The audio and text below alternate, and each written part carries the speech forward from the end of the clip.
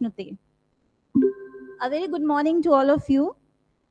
I am Neeti Singh, Assistant Professor in the Department of Philosophy and Religion, Banaras Hindu University, Varanasi. It gives me immense happiness to extend to you a very warm welcome on behalf of the department, which has clubbed together all of us for the Chookolingo lecture series 2021-22. Today's lecture is to be delivered by Professor Anand Jayprakash Vaidya on the topic Interrogating Varieties of Illusionism. The session is to be presided over by Professor R.C. Pradhan, and we have with us Professor R.K. Panda as the guest of honor today. We all in our department are delighted that you graciously accepted our request to be the part of the lecture series. A very good morning to all of you. So, at the outset, where are the flowers?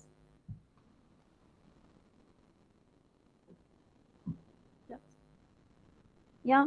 At the outset, as it is known to us all, that we do not forget to commemorate the contributions of Mahamana Pandit Madan Mohan Malviya ji in founding this university. So, to express our gratitude towards the magnanimous founder of the university as a tradition, we in our department embellish the bust of Pandit Malviya ji with a garland of flowers. So I request the head of our department, Professor Anand Mishra sir, to perform this ritual and light the auspicious lamp. I also request other members of our department, Professor S.P. Pandey sir, Professor Jyotsana Srivastav ma'am, to join him in paying tribute to Pandit Malviya ji. Professor Durgesh Chaudhary sir, I request you to join sir. Pandit Malviya ji's motto was न त्वहम कामये राज्यम न स्वर्गम न पुनर्भवम कामये दुख तप्तानाम प्राणिनाम आर्तिनाशनम.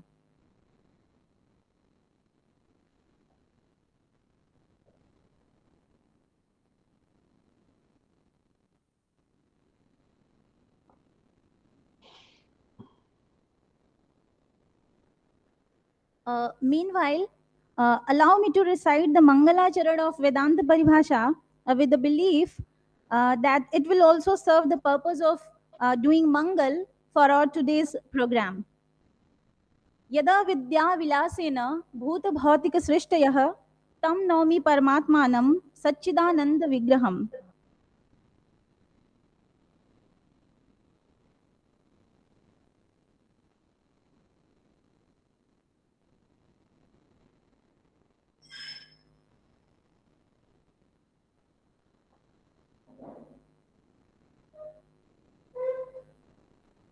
Now I invite Ms. Neha Singh and Ms. Aishwarya Verma for the rendition of Kulgeet of our university. Please come.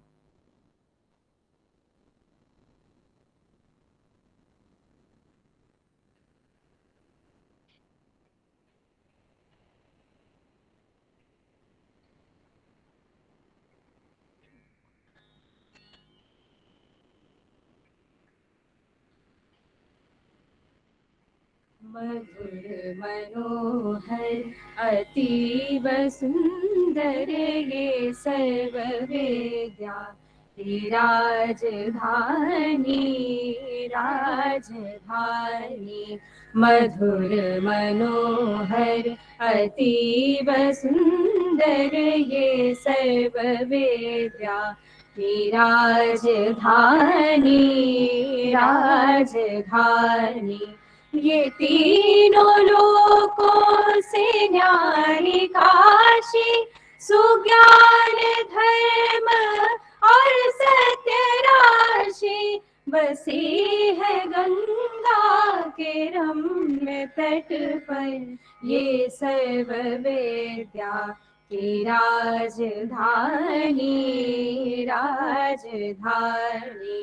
नए नहीं है ये ईट पत्थर है विश्वकर्मा का कार्य सुंदर रचे हैं विद्या के भव्य मंदिर, ये सर्वश्रेष्ठ की राजधानी, राजधानी यहाँ की है ये पवित्र शिक्षा कि सत्य पहले फिर आत्मरक्षा।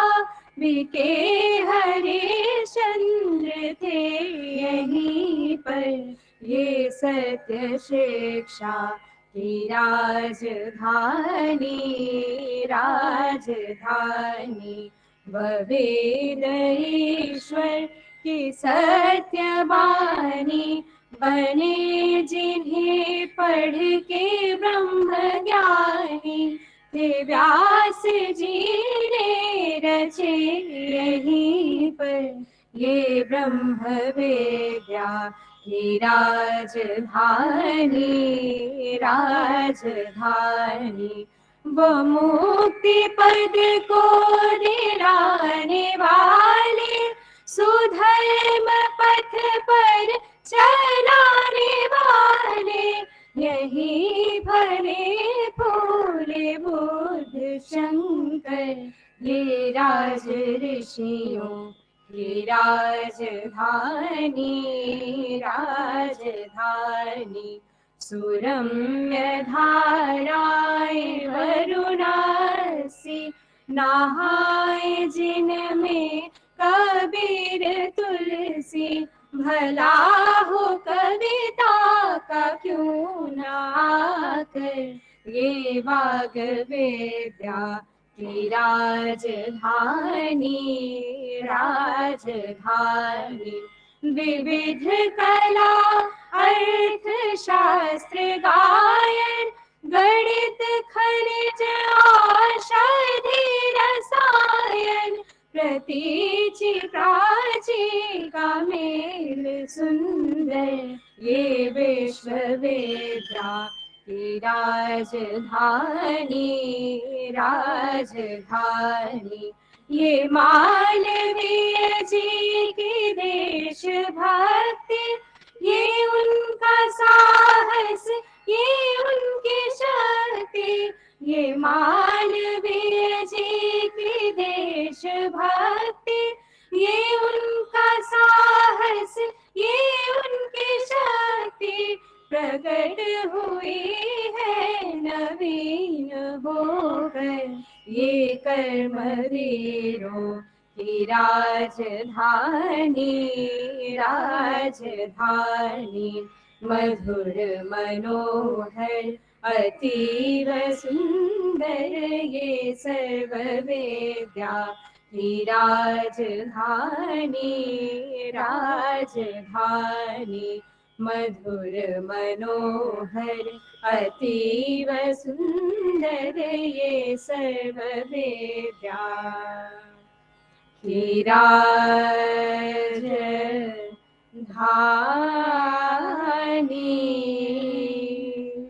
राजधानी।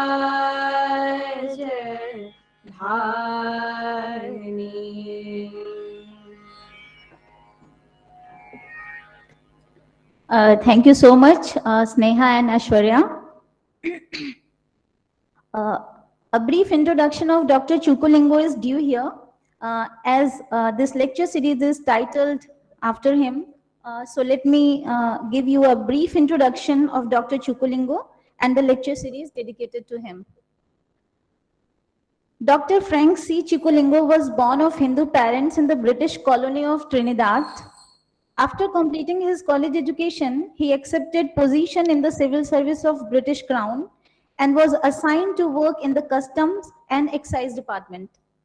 Later, Dr. Chookolingo was awarded a doctoral degree in political science in August 1957.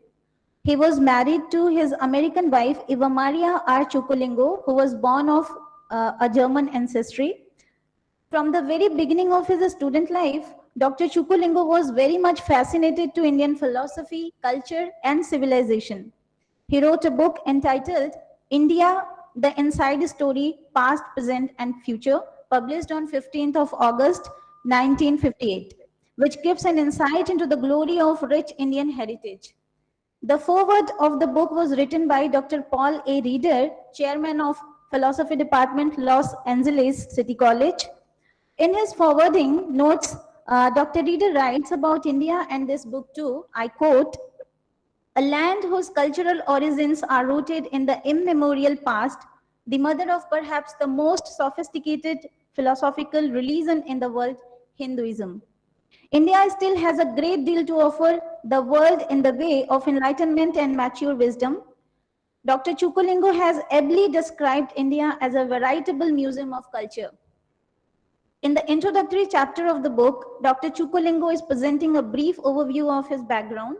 He writes, I quote again, "In the class, history was a subject that fascinated him most, and he was never tired of reading of great men and events of the past and present."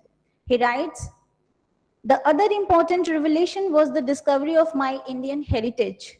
My earliest memories centered around various legends of India, which my mother used to tell me of the ancient glorious heritage of our race. I read the popular translations of the epics by R.C. Datta and Bhagavad Gita. In prose, I listened with a wide interest to tales of people who had came from Indian tales of farming millions of mighty others and of forests abounding with wild animals. The present lecture is in the memory of Dr. Frank C. Chookolingo and his wife Eva Maria R. Chookolingo, who created Chookolingo Living Trust in 1986. The trust also made a huge donation to Banaras Hindu University for academic research activities, and the Department of Philosophy and Religion is among one of the beneficiaries. Dr. Chookolingo, along with his wife, established themselves on a small homestead in southern India and under considerable efforts converted the infertile land into a fertile and highly productive farm. This was a short introduction of Dr. Chookolingo. So now a request to the head of our department, Professor Anand Mishra, sir, to formally welcome the dignitaries and participants in today's program. Sir.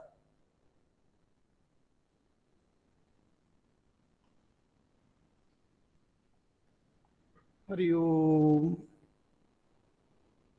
Honorable Chairperson Professor R.C. Pradhan sir, Guest of Honor Professor R.K. Pandaji, our learned speaker Professor Anand Jayprakash Vaidya, convener of the lecture series Dr. Neeti Singh, Dr. Baleshwar Yadav ji, our colleagues, students, scholars present offline or online, I, on behalf of the Department of Philosophy and Religion, welcome you all in this Chookolingo lecture series of the Department of Philosophy and Religion, BHU. Friends, this is really a big occasion for us that Professor Anand Jayprakash Vaidya, Professor of Philosophy, San Jose State University, California, is going to present his lecture on Varieties of Illusionism in Chookolingo lecture series. And Professor R.C. Pradhan, former professor and head Department of Philosophy, Hyderabad University, is going to chair the lecture. Both these scholars are established in their own field, so they need no introduction. I welcome both these scholars. I also welcome Professor Ranjan Kumar Panda, who is guest of honor today. He is presently Professor of Philosophy at IIT Bombay. Recently, he delivered a lecture and in our department, and that was highly appreciated. That lecture was on philosophy of mind. I extend our heartiest welcome to Professor Ganesh Prasad Das ji, Professor D.A. Gangadhar sir, Professor S.P. Pandey ji, Professor Jyosna Srivastav, Professor Durgesh Chaudhary ji, and a number of scholars present offline or online, our colleagues, students. I welcome all of you. All of you are most welcome here. Thank you. Over to you.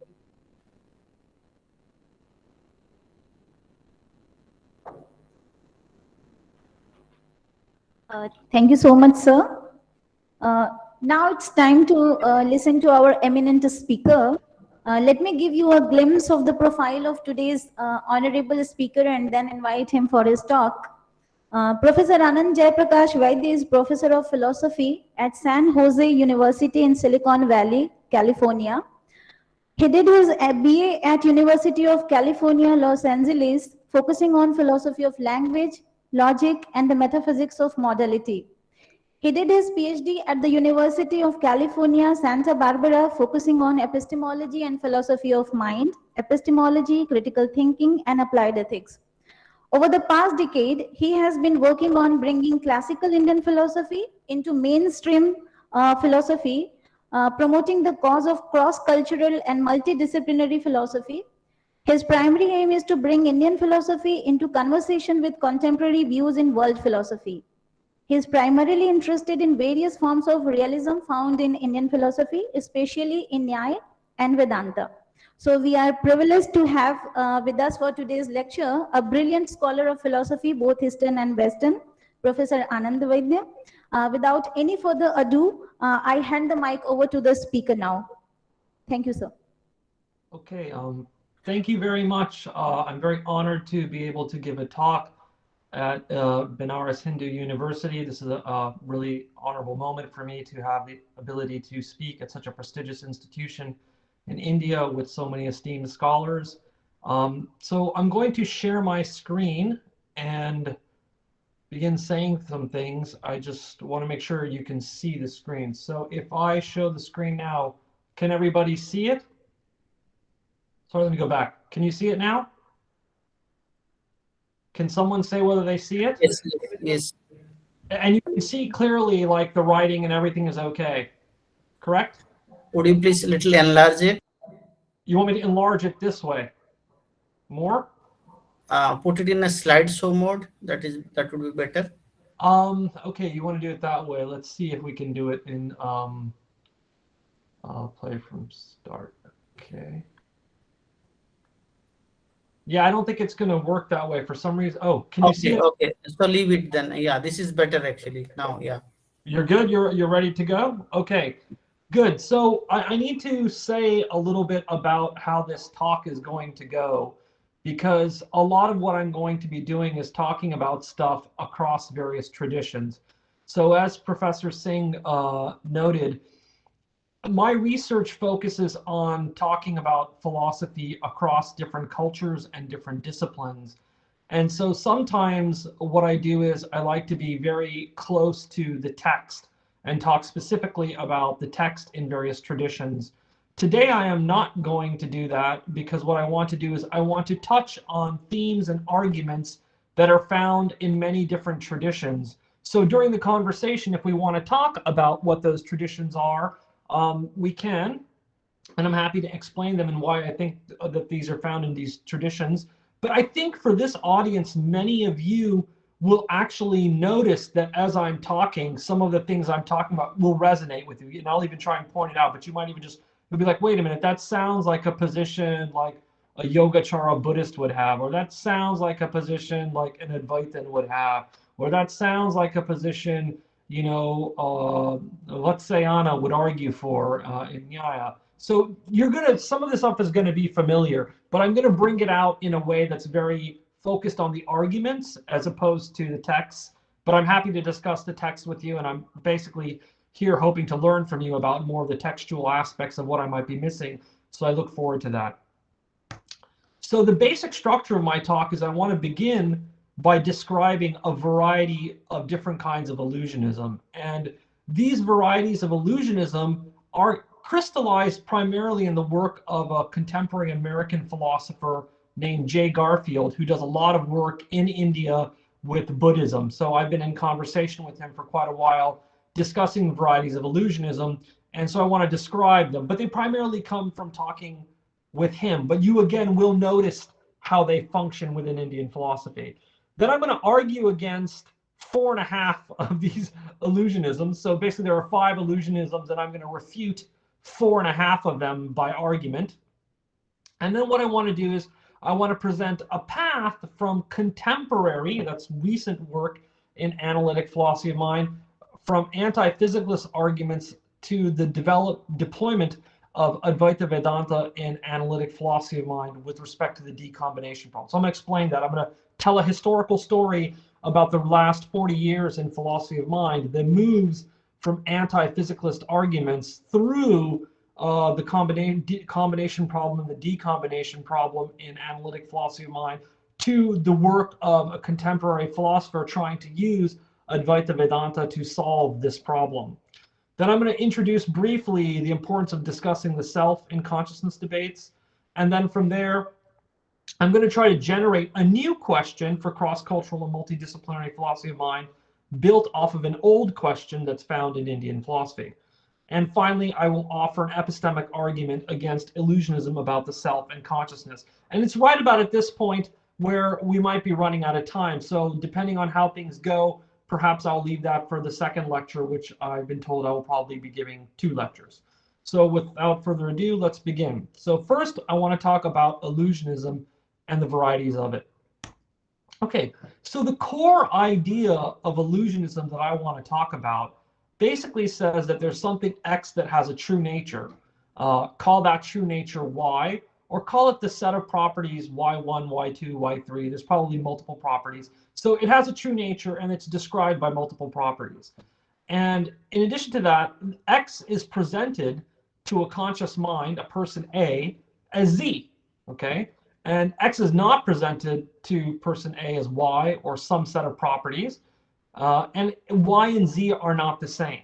So this is kind of like a general template of illusionism. And basically the idea of this is that X has a nature and it's presented to someone as being something other than that nature. Okay, so if you're familiar with a lot of work on illusionism in Indian philosophy, you'll recognize this as a theory of illusion that goes by the name as presented otherwise. So the way to get at this theory of illusionism and to focus on it is by first talking about what's known in English philosophy as a non-veridical experience. I'm not exactly sure what the correct term is in Sanskrit. Maybe it's apramana. But basically the idea is that in English philosophy, we can talk about something called non-veridical experience. And there are basically 2 kinds of non-veridical experiences. There are illusions and there are hallucinations. The way I draw that distinction is by talking about the relationship between anchor-dependent and anchor-independent perceptual states. So in an anchor-dependent perceptual state, there's something in the world out there that I'm tracking or latching onto in my perception, while in a hallucination, there really isn't anything there in the world that I'm latching onto. What I'm doing is I'm purely projecting outward from my own psychology onto the world, but I'm not seeing something there and having it presented otherwise. So the classic example from Indian philosophy that we're all familiar with is the rope that's perceived as a snake. And it's important to point out that the rope perceived as a snake by a person is a case of an illusion and not a hallucination, because there is in fact a rope there and it's presented otherwise as a snake to the perceiver. So this is a case of a type of illusion presented otherwise that I want to focus on. So primarily when you're thinking about illusionism in the sense in which I'm discussing it, keep in mind this definition of illusionism. And if you want to debate or discuss the significance of this concept of illusion, I can discuss it in further detail in the question and answer period. But this is the concept of illusionism I want to play with. There are other concepts of illusion. I'm happy to discuss those, but that's not the one I'm focusing on. Okay, so what are our 5 illusions? So the first type of illusionism I call fundamental illusionism. Fundamental illusionism holds that reality consists only of entities of kind X and Y. Since we don't experience entities of kind X or Y, our experience is an illusion. Now, what could be a way of filling this out? Well, the reason why I call it fundamental illusionism is because I think it tackles and touches base with something that we know about in physics. So for example, if someone claims that all that exists are quantum fields or leptons, gluons, bosons, etc., whatever holds in the standard model of physics, we don't experience the elements in the standard model of physics directly through observation. We posit that they exist because they provide a good explanation of something else. So the idea is, what we're saying is that at the fundamental level, there are certain kinds of things that exist. And we're going to posit that they exist because they have to explain something else that we want explained. And positing the existence of these things does a good job in explaining them. But we're not saying that, in fact, we experience those things directly through observation, for example. And as a consequence, what we're saying, in a sense, is that because those are the things that are fundamental, what we're experiencing is an illusion. Okay, so that's the first type of illusionism. The second kind of illusionism is called accuracy illusionism. So accuracy illusionism holds that we are subjects of a persistent and constant illusion, an illusion under which what is presented to us in experience appears as if it is an accurate record of what is real and independent of the appearance. For example, in perception, it seems as if objects are out there in the world, located in space with colors on their surfaces and shapes that are intrinsic to the objects in space. However, colors aren't really on the surfaces of objects, since they are relational properties which cause us to have sensations of a certain kind. So our perception doesn't provide an accurate account of what exists, even if it sometimes does, such as with respect to shape. So the core idea here is to acknowledge that accuracy illusionism is saying, look, perception presents us with this feeling that we have an accurate record of what's going on there.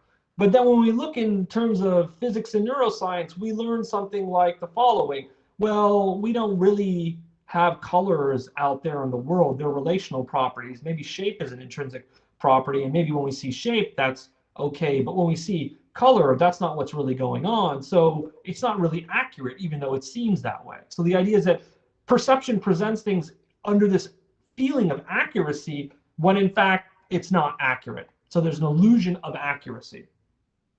Okay, foundational illusionism. Foundational illusionism holds that it is illusions all the way down.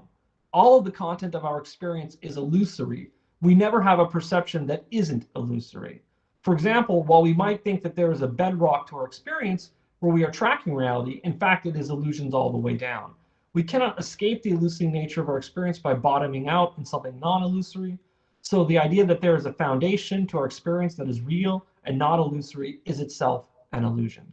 So the idea behind foundational illusionism is that we can eventually get to a place where the relationship between our experience and the world is mapping one-to-one in a way where everything that we experience is ultimately real. And the idea is that it's illusions all the way down. And so the idea that there's a foundation of certainty, which is a relationship between a perceiver and the world, or a relationship where there is no illusion at the foundation, is a confusion. So that's a foundational illusionism. Okay, so structural illusionism goes a little bit in a different direction. Structural illusionism holds that the subject-object dichotomy of intentional consciousness is an illusion. There really is no subject that is distinct from an object. It just seems that way because of how we construct experience based on our brains. For example, it always feels as if our experience has a subject structure where both the subject and the object are real. However, what is fundamental is pure consciousness without the subject-object structure. So if you think that there's an ultimate reality that's fundamentally pure consciousness, kind of like what you find in an Advaitin position, without the subject-object structure, then what is problematic here is the idea that the relationship of intentional consciousness, which has a subject-object structure, is an illusion. So the idea is that our ordinary experience is illusory. How is it illusory? It imposes a subject-object structure. Since that's not what's fundamental, that in fact is an illusion. So that's structural illusionism. Okay, phenomenal illusionism. Phenomenal illusionism holds that phenomenal consciousness is illusory. Experience do not really have qualitative what it's like properties, whether physical or non-physical. For example, although it seems as if the smell of a rose, the touch of velvet, the sound of C sharp, the look of yellow are real, and there are real qualities when we have these experiences, there is nothing.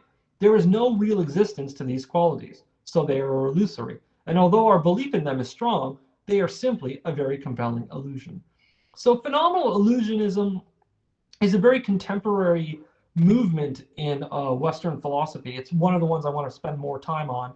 But the core idea is that what we want to do is we want to look at the qualitative aspects of our experience, the sound of C sharp, the smell of a rose, the touch of velvet, those sensible qualities.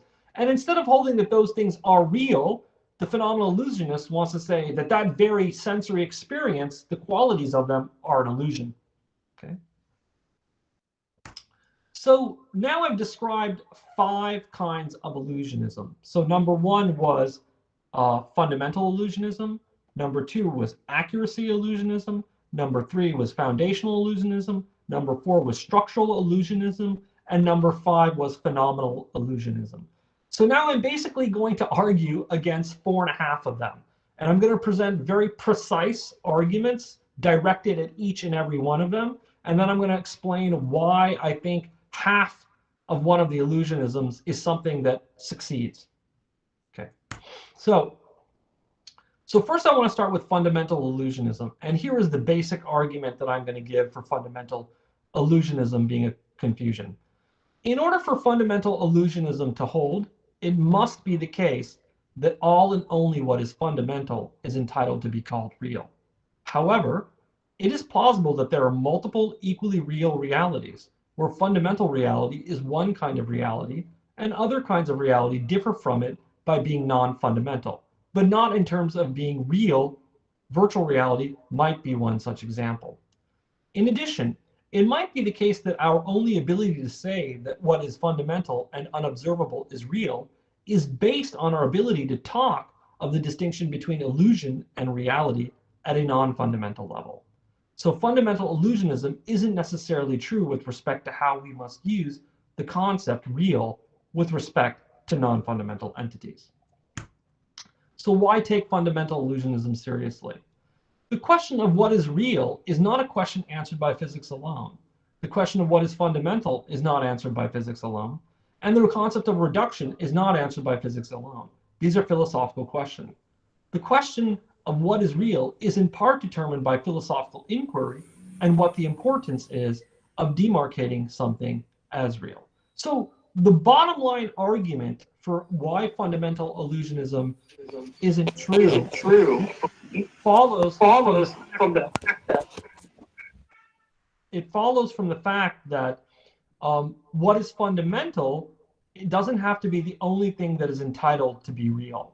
Something that is non-fundamental can also be real. So the analogy that I gave here was thinking about virtual reality as a type of reality distinct from fundamental reality. But in general, I'm interested in theories under which reality doesn't have to be a singular term, in the sense that there's only one thing that's designated by the connotation, by the appellation real. Rather, there are multiple realities. They differ in the kind of reality they are. So fundamental and non-fundamental reality differ in terms of fundamentality, but they don't necessarily have to differ in terms of reality. Then in addition, the second point I want to draw is that our very understanding of what an illusion is comes from our experience at a perceptual level. So in the rope snake illusion, what's going on is we're entitled to kind of say that the snake is an illusion and the rope is real based on our experiences of snakes and ropes. There's a story I'm going to get to in a couple of minutes about this that comes from the Nyaya tradition. But basically the idea is that we draw the distinction between illusion and reality at a level of reality. Snakes are real and ropes are real, and we're drawing the relationship of the distinction between illusion and reality within the same level. When we talk about fundamental illusionism, what we're doing is we're dropping into a different level. We're talking about fundamental reality and then saying some non-fundamental thing is an illusion. But our very concept of what an illusionism comes from the reality we occupy and navigate, which isn't the fundamental level. Okay, so accuracy illusionism. So accuracy illusionism is not that hard to refute once you take into consideration the way in which it's sort of promoted.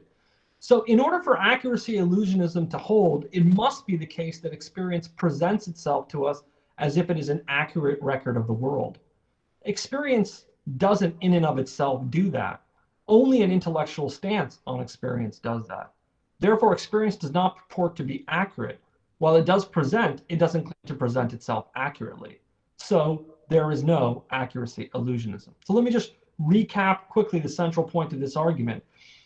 Accuracy illusionism is trying to tell us that the world presents itself to us accurately, and that's a mistake, so there's accuracy illusionism.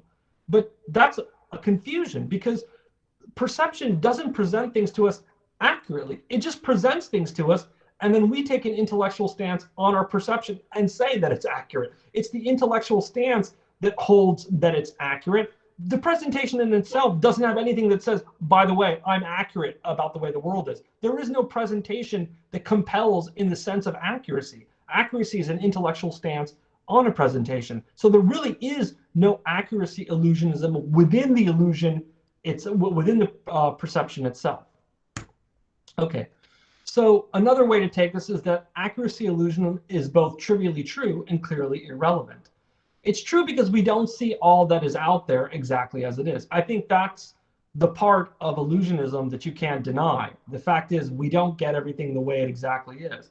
But it's irrelevant because we want to know what parts of our experience are illusory and which are not. And of those that are illusory, how off are they from reality? We have a more specific question we're interested in. When we get it wrong, why and how do we exactly get it wrong? So at bottom, accuracy illusionism feeds actually another form of illusionism, which is foundational illusionism.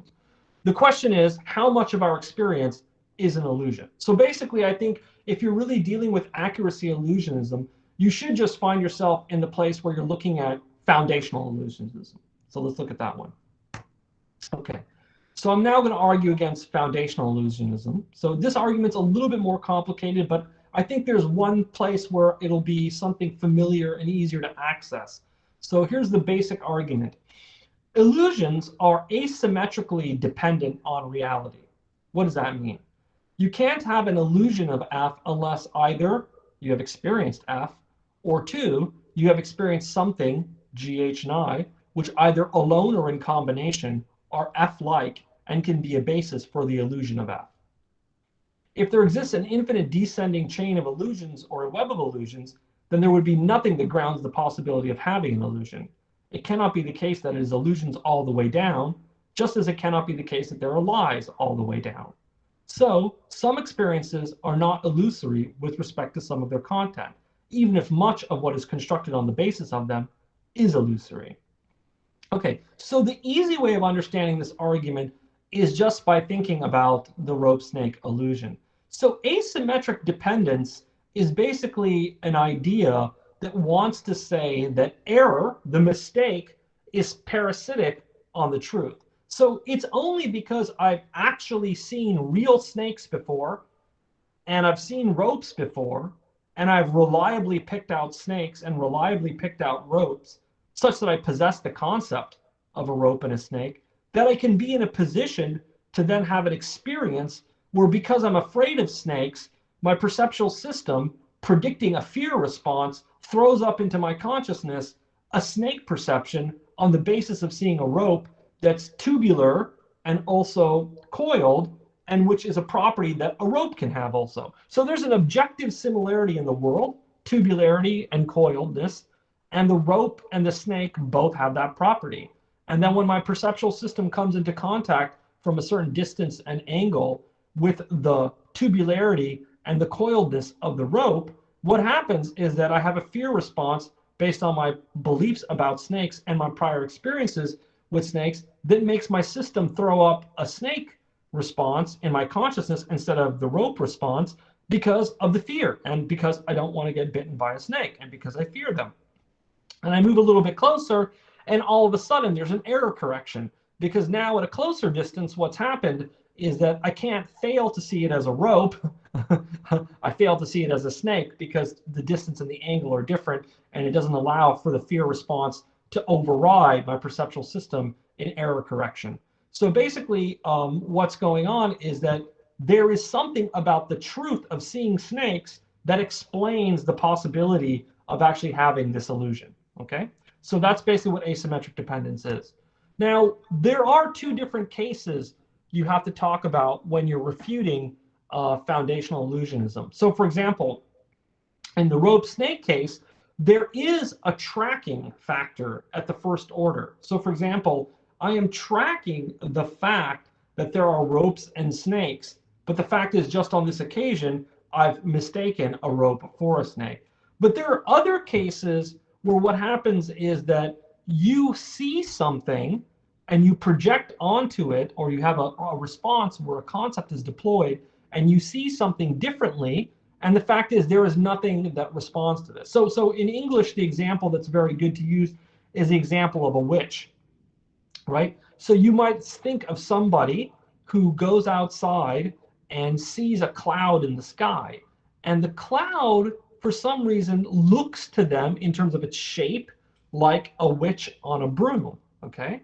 And so they will then think, oh, there's a witch on a broom flying through the air on the basis of seeing a cloud. However, in this example, there are no witches for them to look at. And so when they make this mistake of seeing a cloud for a witch, it's not like the case of the rope and the snake. Because in the case of the rope and the snake, there is both ropes and snakes, and you've mistaken a rope for a snake on a specific occasion. But in the case of the witch and the cloud, there are clouds, but there are no witches. So when you mistake the cloud for a witch, there's something different going on, okay? And so this is where you have to give a different argument. And the answer is very clear. Although witches don't exist, your concept of what a witch is contains things that you do interact with. So for example, witches are commonly thought to be women. And so women are persons you see human beings. Witches have the shape of human beings. You see brooms because brooms are real. So basically the concept of a broom and the concept of a human person are modified in a certain way in the myth of witches such that you can see a cloud as a witch. But if you track back to the environment, you will ultimately find something that matches how you're able to mistake a cloud for a witch. And that is because it tracks back to things you have seen, such as brooms and humans, and in particular women. So in this argument, the point that needs to be made is that, look, you can't find that at the bottom of our experience, it's completely illusory all the way through. There's like a global versus local distinction in the sense that at the fundamental level, you can say there are illusions in our experience. We don't get it all correct. But you can't say that we don't get anything right. At that point, I start to lose the ability to understand the coherence of the position. If the position is telling me we don't get anything right at the basic level, then I think we lose asymmetric dependence, because our ability to talk about error in a way depends on our ability to talk about truth. So if you say it's error all the way down in every single aspect, then we sort of have a problem. Now, I find that this argument in my papers that I've written, this is an argument I think that Nyayikas have exploited tremendously against various opponents. So for example, I'm pretty confident that they exploit this against various Buddhist philosophers in their debates. And I think it's a very successful argument. It's also found in Western philosophy. Jerry Fodor is the person who came up with the concept of asymmetric dependence, and he uses it well in philosophy of mind. And many philosophers like Tyler Burch has also used a version of an argument like this. So I think there's a strong affinity between what's going on in various Nyayikas early and later in Navya Nyaya, and also what's going on very clearly in contemporary externalist philosophy of mind. Okay, so now let's talk about structural illusionism. Okay, so again, structural illusionism was the claim that the subject-object dichotomy of intentional consciousness is an illusion, because at fundamental level, there isn't really anything other than pure consciousness. This is a position I think is more closer to something I read in Advaita Vedanta. It's not in the other traditions, but I definitely think I see it at play in Advaita. So there's a way in which I have come up with how to refute this form of structural illusionism. So the basic structure of the argument requires that we leave Indian philosophy and we look at something that's been going on since the 1990s in a Western analytical philosophy of mind.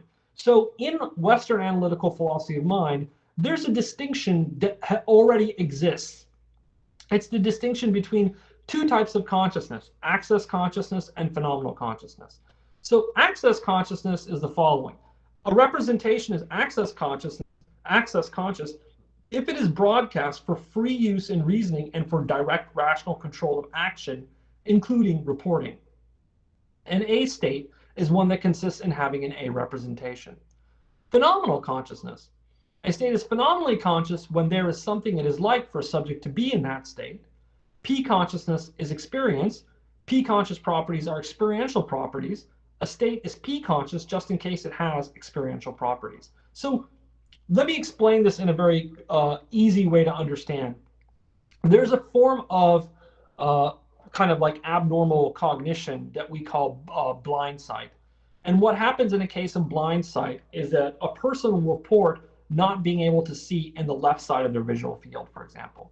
So someone in an experimental, what will happen is someone will ask them, do you see anything out of the left side of your visual field? And they'll say, I don't see anything. And then the person will say to them, can you pick up the pen in front of you? And they'll be like, well, I don't see any pen. And they'll be like, well, can you just try to pick up a pen? They'll reach out their hand and they'll perfectly pick up the pen. Then in another case, what happens is that the person will say, I can't see anything on the left side of my visual field. And the person will say, can you walk down the hallway with your right eye closed, using only your left eye? And the person will say, I can't do that because I can't see out of my left eye. And they'll be like, just go, just start walking. And they will perfectly maneuver down the hallway without bumping into anything. So what's going on in those cases? Arguably, what's going on is that the person has one type of consciousness, access consciousness, the ability to engage in goal-oriented activities, and also what they're lacking is the what it's like feature. There's nothing it's like for them to see out of the left side of their visual field. There's no phenomenal properties present. So access consciousness is different than phenomenal consciousness. Access consciousness goes around with being able to do certain sorts of rational behaviors, and phenomenal consciousness has to do with basically this feeling of seeing red, the feeling of hearing C sharp, feeling velvet, tasting a curry. All of those things have to do with what it's like, the what it's like property of consciousness. So we already know in Western philosophy that there's a distinction between access consciousness and phenomenal consciousness. So now, why don't we just do this? Why don't we introduce a new distinction by merging Indian philosophy and Western philosophy? Let's say there's one thing called dual consciousness. Consciousness has a subject-object structure when it is intentional, directed, and about something. So that's a notion of dual consciousness. And then there's non-dual consciousness. Consciousness does not have a subject-object structure when it is non-intentional, non-directed, and not about something, but rather a realization of something.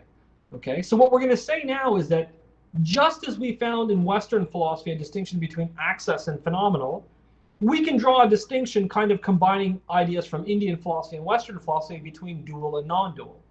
Okay, and now we're just going to argue that it's not clear from the fact that there are two kinds of consciousness that one of them is an illusion. So here's the argument. There are non-dual states of consciousness. There are dual states of consciousness. Non-dual states are more fundamental than dual states of consciousness. Therefore, non-dual states are real and dual states are an illusion. Okay? So the point of this argument is the following. The first premise, there are non-dual states of consciousness. Every single human being can attest to that because ordinary experience is oftentimes, if not almost always, intentional. It has a subject-object structure. So all of us can attest to the truth of one. Number two, there are dual states of, flip it around, my mistake. So premise two is that there are dual states of consciousness. That's the one that all of us can attest to. There are non-dual states of consciousness. Okay, so where is the evidence for that? Many Western philosophers oftentimes say to me, I don't really see any evidence for non-dual states of consciousness. However, there are a lot of mystics in the Indian tradition. I think Sri Ramakrishna is a good example of one, but there are many others who attest to the fact that they have had mystical experiences where there are non-dual states of consciousness. So some people say the testimony of mystics is not valid for scientific inquiry. I tend to disagree. I'm largely convinced by the work of Anand Maharaja, a philosopher in India.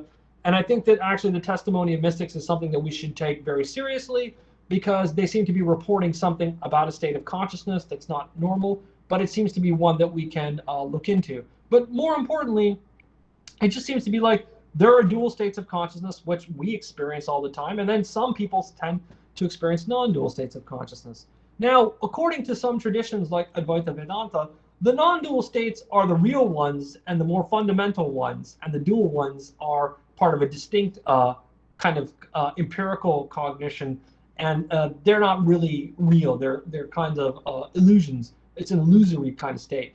But there's no reason to really draw that conclusion. Like, we can just draw the conclusion that, look, there are two different types of realities. There's fundamental reality, where non-dual states are what are common, and then there's ordinary reality. And in ordinary reality, dual states are present, but neither of them are an illusion. And again, the same argument is kind of at play here. The idea is that someone wants to draw the conclusion from the fact that something is fundamental that it is the only reality. But we don't have to draw the conclusion from fundamentality to something being the only reality. We can say that there's something called fundamental reality and non-fundamental reality.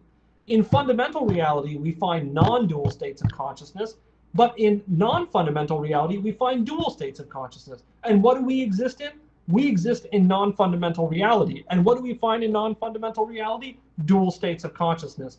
Why do they need to be an illusion? I don't know. So I'm kind of lost on the argument for why people push for the idea that only non-dual states are real. Okay, so putting aside phenomenal illusionism. So this is a lot more of a complicated argument we're going to get into, but I just want to give you an easy version of where I'm going. So phenomenal illusionism holds that the properties of phenomenal experience are an illusion, right? The sensory qualities that we have. However, we have knowledge of the external world based on sensory experience alone. Like touching the table gives me knowledge about something in the external world. But if our conscious experience is an illusion, then it won't be possible to have knowledge of the external world based on sensory experience alone. So phenomenal illusionism is false. Now, I need to be technical here in one way so that everyone understands where I'm going. So let me just read this sentence here, which captures a point that a lot of people are sensitive to. Although you can predict something accurately based on something that is false, you cannot know something on the basis of something that is false. So if knowledge just amounts to prediction, then there isn't a problem. But if knowledge is more than mere prediction, then phenomenal illusionism is mistaken in some way. So the basic idea here is that we already know in science that we can make certain idealizations that are false and yet make very, very, very good predictions. The example that I love the best is the ideal gas law for chemical reactions in a closed chamber, where PV equals nRT. So we know that most of the assumptions in the ideal gas law are false. There are no perfectly elastic collisions, molecules don't do all the things, and surfaces aren't perfectly flat. All of the assumptions that go into the ideal gas law are false, yet it works over and over again. We make very good predictions on the basis of it. So that's a theory that tells us from something that's not true, we can make good predictions, okay? So from falsity, we can make good predictions. But does it really make sense to say that on the basis of something that's false, we can know something that's true? This is a bit problematic and very technical, because we can get into a lot of stuff about making knowledge claims on the basis of something is false versus not being able to do it at all. So I just want to concede one thing here. If all you care about when you use the word knowledge is something about prediction, then this argument will not be successful in refuting phenomenal illusionism. However, if you do think that knowledge is different than prediction, then maybe you might be motivated by the idea that in fact phenomenal illusionism has to be mistaken in some way, because what it's telling us is that there's the fundamental aspect of our relationship to the world and sensory experience is false. And that would mean, in some sense, that we can't know anything. In fact, it would constitute a new form of skepticism. I mean, in the sense that this would be a form of skepticism that isn't based on the argument that we could be dreaming, for example, and things would look exactly the same. Because that's a form of skepticism that's based on comparing two different states and not being able to tell the difference. This is a form of skepticism that's based on the idea that our fundamental relationship to reality is all false. And so we couldn't know anything because knowledge can't be derived from that which is false. Okay, so let's get into this a little bit more. So the argument that I just offered is really simple. If you really want to understand why phenomenal illusionism is true or false, you actually have to look at the argument that people give in favor of phenomenal illusionism. So I'm going to look at that. So when we examine that argument, I think one part of it can be discarded and another part will remain. And I'm going to show you exactly how that works. Okay, so first, the phenomenal illusionism theory gives a certain definition of realism. It says the following. It says, ontology, phenomenal properties exist. What are phenomenal properties? Sound of C sharp, smell of curry, touch of velvet, the sight of red. They're saying that basically phenomenal properties exist. Then the second claim a realist makes is that inner experience puts us in direct, unmediated contact with phenomenal qualities. Our inner experience puts us in direct, unmediated contact with phenomenal qualities. And epistemologically, it says phenomenal qualities are introspectively accessible without the possibility of error. So that means that I can tell what is going on with my phenomenology just by introspecting inside, and I won't make a mistake about it. I can't really make a mistake about it. Okay, so first of all, one thing to note is that this is a theory of phenomenal realism. It's not the only theory of phenomenal realism. Someone could have a different one, but it's the one that Jay Garfield tends to use when he's arguing about this, so I wanted to use it. Okay, so what is the argument that is actually offered by Jay Garfield, for example, against phenomenal realism? And it's an argument that you can find also in other people. It's not something that he alone has manufactured. There is a reason to believe that this argument would be endorsed by a wider group of people. But here is the argument he offers. Realism about phenomenal consciousness entails that what it's like properties of experience are real. So what does the word what it's like mean? It means what it's like to experience red, what it's like to hear C sharp, what it's like to touch velvet, what it's like to smell curry. Two, the reality of what it's like properties of experience implies the reality of the subject-object dichotomy of experience. As a consequence of two, when we say what it's like to experience something, we are characterizing the subject side of experience and not the object side. To say what it's like to say what it's like to experience seeing red or smelling a rose, or what it's like for a bat to use sonar to navigate, is not to characterize the subject side of experience, but rather to characterize the object side of experience. Thus, there are no what it's like aspects to experience that merely characterize the subject side of experience. So realism about phenomenal consciousness is false. Okay, so now what I'm going to do is I'm going to tease apart different parts of this argument, okay? So basically in this argument, what is going on is that there is a position that's being presented that has to do with using the subject-object dichotomy. So you can see very clearly that at premise 2, the reality of what it's like properties of experience implies the reality of the subject-object dichotomy of experience. So let's look at the two problems that come out of this. So there's two problems that are being presented in this argument. The first problem is about the structure of consciousness. The idea is that the structure of consciousness is an illusion. And then there's another one buried in there, which is about our knowledge of phenomenal properties. So the first one is saying the structure is an illusion, and the second one is saying our knowledge of phenomenal properties is an illusion. Okay? So basically this argument goes against realism by talking about two problems with realism, the structure and the knowledge of phenomenal properties. Okay, so the main argument on offer for the structure problem. Realism about phenomenal consciousness is committed to the view that the subject-object dichotomy of experience is real. The subject-object dichotomy of experience is an illusion, so realism about phenomenal consciousness is false. So the first problem is just to say realism is committed to the subject-object dichotomy of experience. But I already argued that structural illusionism can be put aside. We only have to deal with the knowledge problem now. So if my earlier arguments were convincing that we can say that the subject-object dichotomy of experience is real, but not real at the fundamental level, real in a different reality, the one we are dealing with most of the time, then it doesn't make sense to say that phenomenal realism is false because the subject-object dichotomy of experience is an illusion. It's only an illusion from the perspective of fundamental reality. It's not an illusion from the perspective of the reality we occupy. So phenomenal realism, being committed to that, isn't a problem. So because the structural illusionism is not a problem, it's not the case that this argument against realism can really be made. Okay, but that does leave us with the other part of the argument. And this is the part where I think we have to concede something. So realism is committed to the view that there is something given in experience that is introspectively accessible, private, and there is no possibility of error with respect to what is given. There's a very famous philosopher of science named Wilfrid Sellars. He has shown that the view that there is something given in experience which is introspectively accessible and private without the possibility of error is a myth, so realism is false. Okay, so in one of the papers that I sent to Professor Mishra called Realism and Privacy, I spend about 25 pages discussing just this part of the argument because it's so complicated. But for today's lecture, I decided that I would just say something small.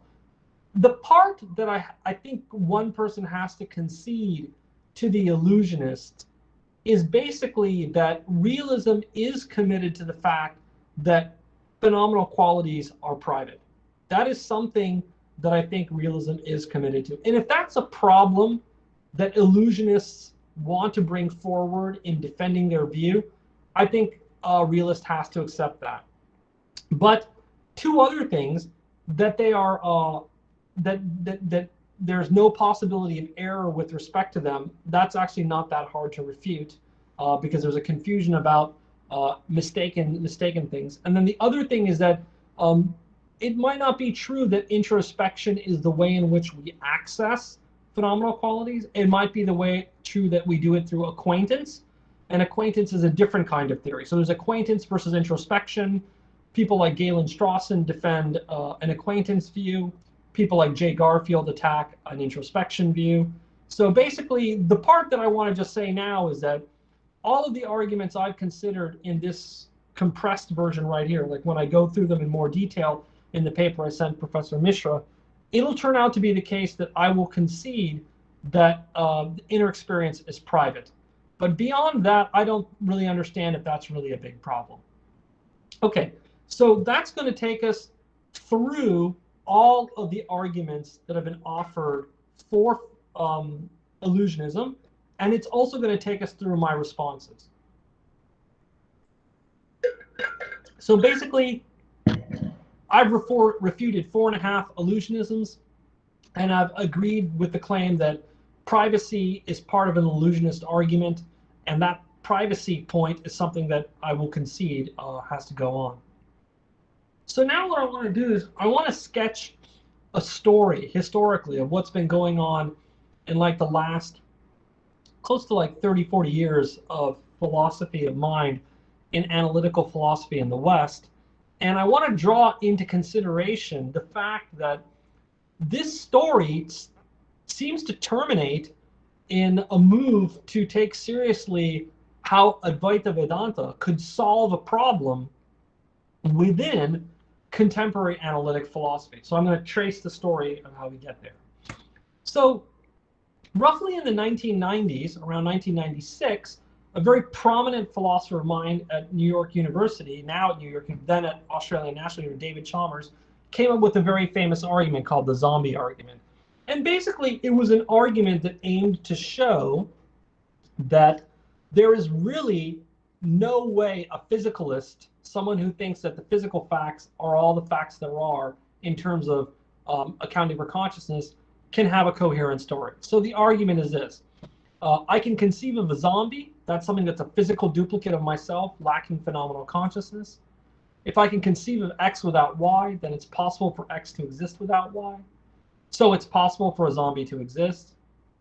If physicalism is true, then it's necessarily true. That is, it's impossible for there to be a zombie, a physical duplicate of me that lacks phenomenal consciousness. So physicalism is false. So for people who are more familiar with Descartes, they might see a connection here with Descartes' famous argument that I can conceive of my mind without my body. So here what we're doing is we're not conceiving of the mind without the body. We're conceiving of a perfect physical duplicate of us and subtracting phenomenal consciousness. So we have phenomenal consciousness and we are physically embodied. And now we're saying we can conceive of a physical duplicate of ourselves that lacks phenomenal consciousness. And because we can do that, David Chalmers argues, it can't be the case that physicalism is true, because if it's true, it's necessarily true, and that means it's impossible for us to conceive of a physical duplicate that lacks phenomenal consciousness. So there's something wrong with physicalism. This was an argument he gave in the mid-90s. So it was very prominent, and a lot of people paid attention to it. It's a very important argument, and it's still debated today. So then another philosopher came along that's very prominent also. His name is Galen Strawson. And he kind of wanted to argue for a view called Micropsychism and a theory of emergence. So his argument goes like this. Either consciousness is emergent from something non-conscious, or it is fundamental to the universe. Extension in space cannot emerge from non-extended points. We can't conceive of it. The emergence of consciousness from matter is like the case of extension from non-extension. So consciousness cannot emerge from matter.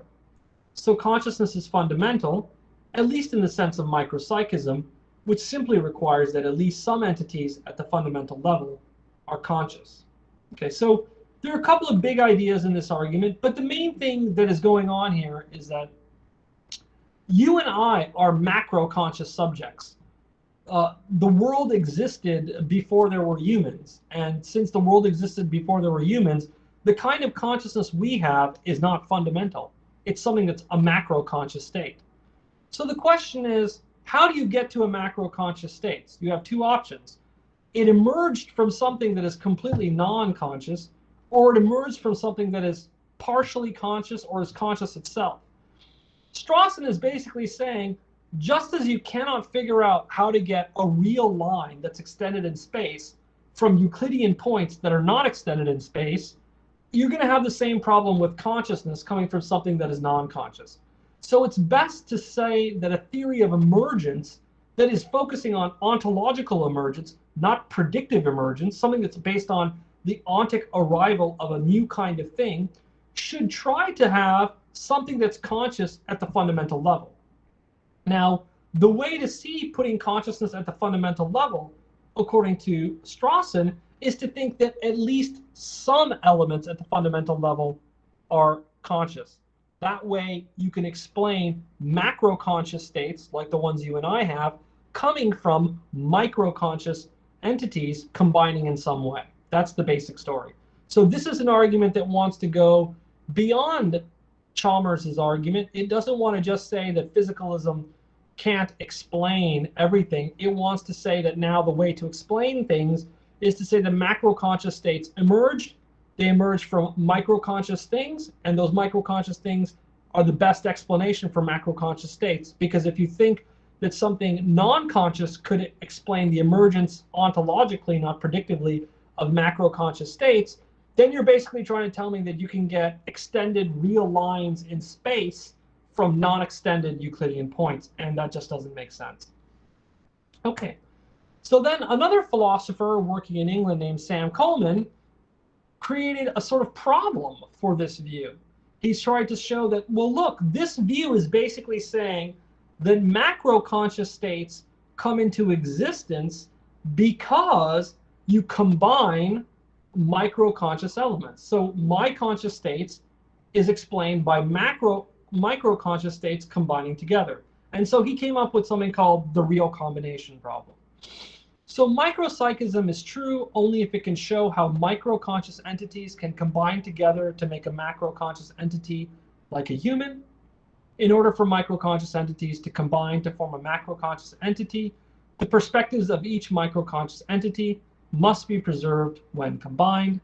Combination does not preserve perspective, so macro-conscious entities cannot be explained through combination for micro-conscious entities. So even if consciousness is fundamental, it is not fundamental in virtue of an atomistic metaphysics of consciousness. Okay, so what is the core idea here? So when you look at a mechanical watch and you take it apart, you will notice that you can see each of the independent parts working together to make the time hands move. That is, the independence of the parts are things you can locate together. So what Sam Coleman is pointing out is that this won't happen when you think about how micro-consciousness works. So every micro-conscious state, like every macro-conscious state, has a perspective. So macro-conscious states, like the consciousness that you and I have, is perspectival. And the perspectival is tied to the subject. So micro-conscious states, if they're conscious, have to be perspectival also. But when you combine two perspectives, the individual perspectives don't remain anymore. In fact, what happens is when you combine two perspectives, they merge into a new perspective, but the old perspectives are not preserved. So what happens is in a watch, when you take apart the watch, you can still find the independent parts that when you put together make the time hands run.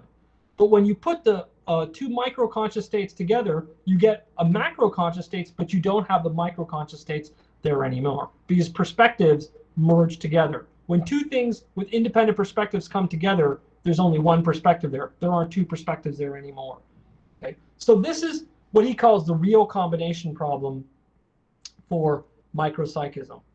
So then another philosopher came along named Philip Gough, who's very prominent now in England and America. And he basically said that, look, part of the reason why, micropsychism doesn't work is because of the real combination problem. But by the way, the problem with the real combination problem is that we have the wrong fundamental metaphysics. So his argument was to deny atomism about consciousness. So he says the real combination problem occurs only if one holds that there are micro-conscious entities that combine together to form macro-conscious entities, such as in the case of human consciousness. Atomistic metaphysics is not the only option for thinking about the fundamental level where consciousness resides. Instead, one can hold that there is a unified field of consciousness as opposed to bits of micro-conscious entities. So, given the real combination problem, cosmopsychism, the view that the fundamental level there is a single unified whole consciousness as a universal consciousness, seems to be a better option to pursue. So, if you can see what's going on here, what this person is basically arguing is that instead of saying there are some little bits of consciousness as microparticles that get in combination with one another to explain macro consciousness, what he's saying is that something else is going on. There's this one single unified cosmic consciousness, and that cosmic consciousness is what is fundamental. Then you don't have a real combination problem. You don't have to combine things to make macro-conscious states if you're starting fundamentally with a unified field of pure consciousness. So he's basically approaching a view that is Advaita Vedanta, and other people picked up on this. In fact, I was one of the people that picked up on this when I first heard this, but so did other philosophers. So another philosopher, Miri al-Bahari, who works in New Zealand and in India, has basically argued in a vein that leads towards the Advaita Vedanta school. So I'm now going to tell the story of how we get there. But first, she wants to point out something. She wants to point out that if micropsychism leads to a problem with respect to the combination problem, we can also find a problem in the case of cosmopsychism. And the problem that she's going to raise is called the decombination problem. So here's the problem. It goes like this. Cosmopsychism holds that there is a unified field of consciousness from which each macro-conscious entity is derived. If micropsychism faces the combination problem because of atomistic metaphysics, then cosmopsychism faces the decombination problem. How do we get from a unified field of consciousness to individual conscious minds? In order to divide down, a unified consciousness must supply each individual consciousness with its own perspective. However, a unified consciousness cannot yield a subject of consciousness unproblematically. So cosmopsychism is equally problematic. So what she's basically trying to do is say the following. You have two problems. If there's micropsychism, the idea is that you're going to have to take little bits of particles to get together to get a self. If you take cosmopsychism, then you're going to have to start with a unified field of consciousness, and you're going to have to divide down. So both of these theories face problems. Either you're trying to combine upwards, or you're trying to decombine downwards. And if you think about what you know about Advaita Vedanta, you're not going to think that it's the micropsychist view. You're going to think if anything, it's going to fit in the cosmopsychist camp. Okay, so this is where the start of feeling of like the insertion of Indian philosophy into very contemporary analytic philosophy of mind, circa like the last 15 years, starts to really look very tractable and very clearly the case. So let's explore now how this plays out a little bit. So the first thing that she says about this in her most recent paper published this past year, she says the most promising way forward in the mind-body problem, navigating around all the problems to date, is to renounce the pervasive panpsychist supposition that fundamental consciousness must belong to a subject. This extends the reach and scope of consciousness to ground not merely the inner nature of consciousness, but everything we take to be the world with its subjects and objects. So basically, what she's doing is she's capturing the idea that basically the role of the self or the subject is causing a problem. So in the combination problem, it depends on the idea that there is a self in some sense which is real that we need to account for and recover. The decombination problem depends on the idea that there is a self in some sense which is real that we need to account for and recover. So in both cases, what's going on is that the reality of the self is kind of causing a problem, okay? And the reality of the self is what needs to be recovered. So she says that if we use ideas from Advaita Vedanta, we can solve the decombination problem. What are the two ideas she thinks from Advaita Vedanta we can use to solve the decombination problem? First, non-dual consciousness without a subject is fundamental and all that is real. So she takes it, and I also take it to be the case, that a core idea of Advaita is the idea that non-dual consciousness or pure consciousness without a subject is fundamental. So one consequence of the lack of a subject for fundamental consciousness is that fundamental consciousness is aperspectival, since perspectives attach to subjects and not to non-dual consciousness without a subject. The plausibility of this view, according to her, depends on arguments or reports from mystics that show that there can be conscious states where there is no subject-object dichotomy, as well as thought experiments that show that it is conceivable to have consciousness without a subject, since conceiving of consciousness without a subject doesn't lead to a contradiction in the way that conceiving of a round square does. Second point, all subjects of experience are perspectival. People like you and me are perspectival. And as individual subjects, we are illusory. So according to a way of understanding Advaita, the subjectivity of our ordinary experience is illusory. A consequence of the illusory nature of individual subjects is that their conscious experience, insofar as it attaches to their individual subjectivity, is an illusion. The statement Brahman is realized as one's own Atman for Shankara's Advaita means that there is a non-difference between Brahman and Atman. Each individual finite self, which inhabits each human subject, is nothing other than Brahman consciousness. There is no reality to individual subjects, qua being individuals, and the consciousness that attaches to each of them is nothing other than Brahman consciousness. The reality of human consciousness is nothing other than the reality of Brahman consciousness as non-dual consciousness centered on an illusory point in the field of non-dual consciousness. Okay, so basically, what is her answer? Her answer is that you can solve the decombination problem by being an Advaitin, basically, because fundamental reality has aperspectival, non-subject-bearing consciousness. And also, the consciousness at the ordinary level of human experience is of an illusory subject. The thing that's real is identical to Brahman. So basically, the thing that is at the empirical level that is experienced, that is an illusory thing. That subjectivity is illusory.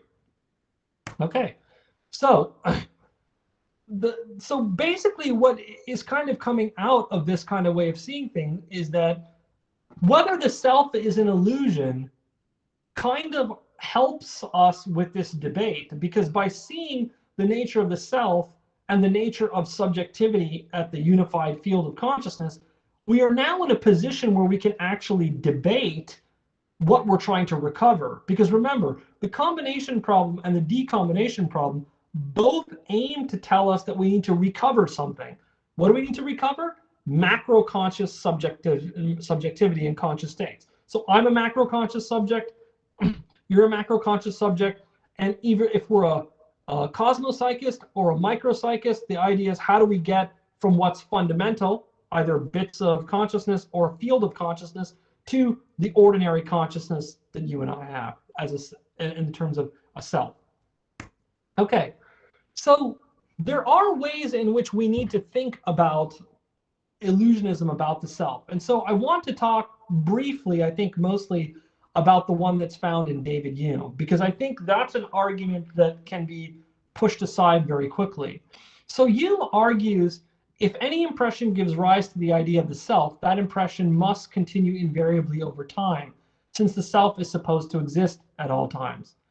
But there is no impression constant or invariable over time, since pain, pleasure, grief, and joy, passions and sensations succeed each other and never exist at the same time. So there is no impression of the self from which our idea of the self as having 1 through 3 can be derived. So there is no self. So basically the idea Hume has is, I look inside, I don't see anything that's permanent in time, therefore there is no self. Okay, so there's an easy way to sort of talk about this. One way is to point out that if consciousness is an illusion, right, how can looking inside provide us with any evidence anyway? This goes back to the argument I already gave.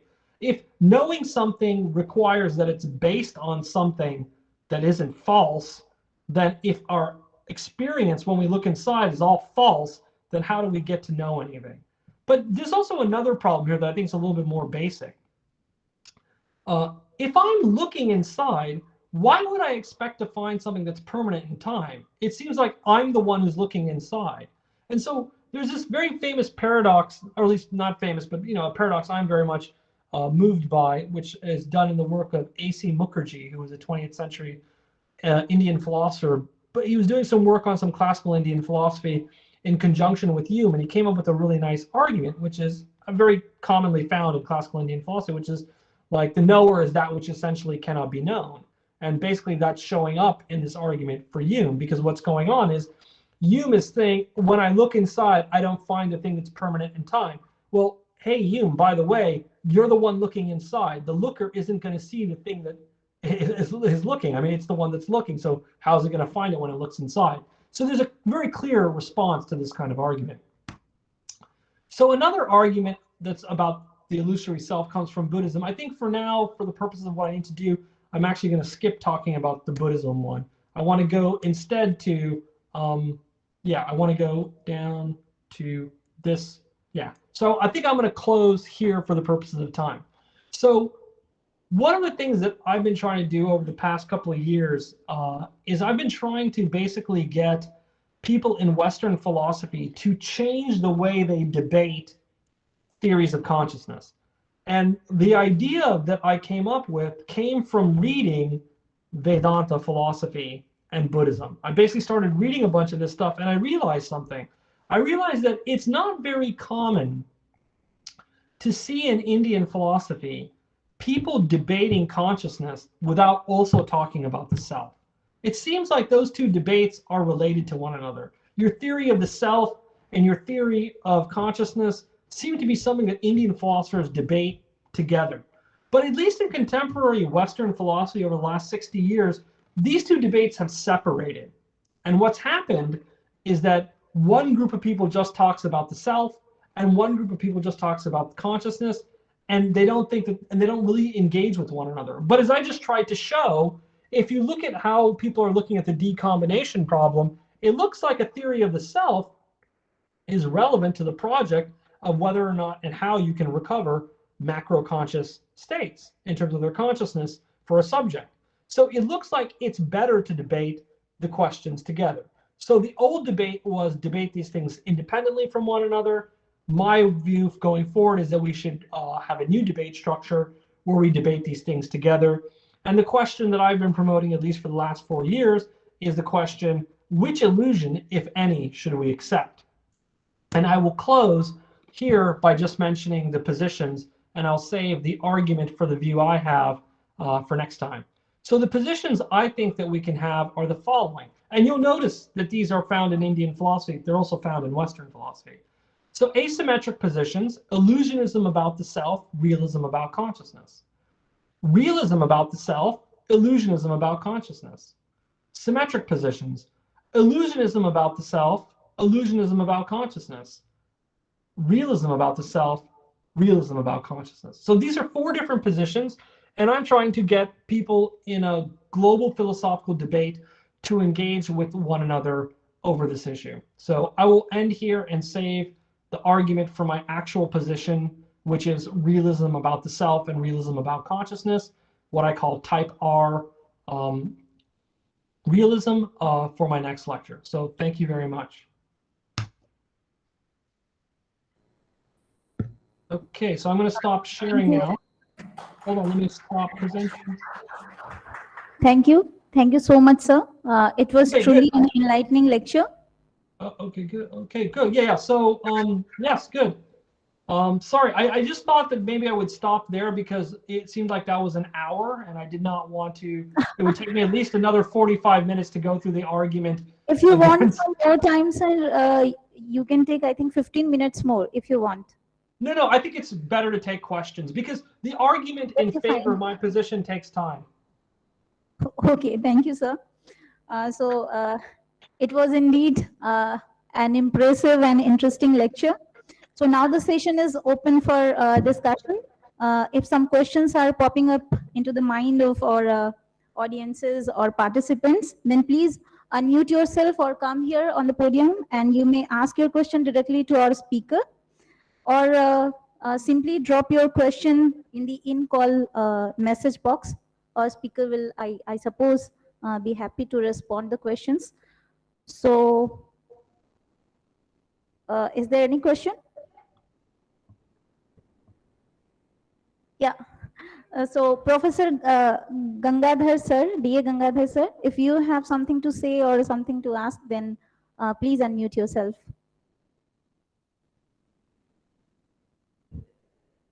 Sir, please unmute yourself first.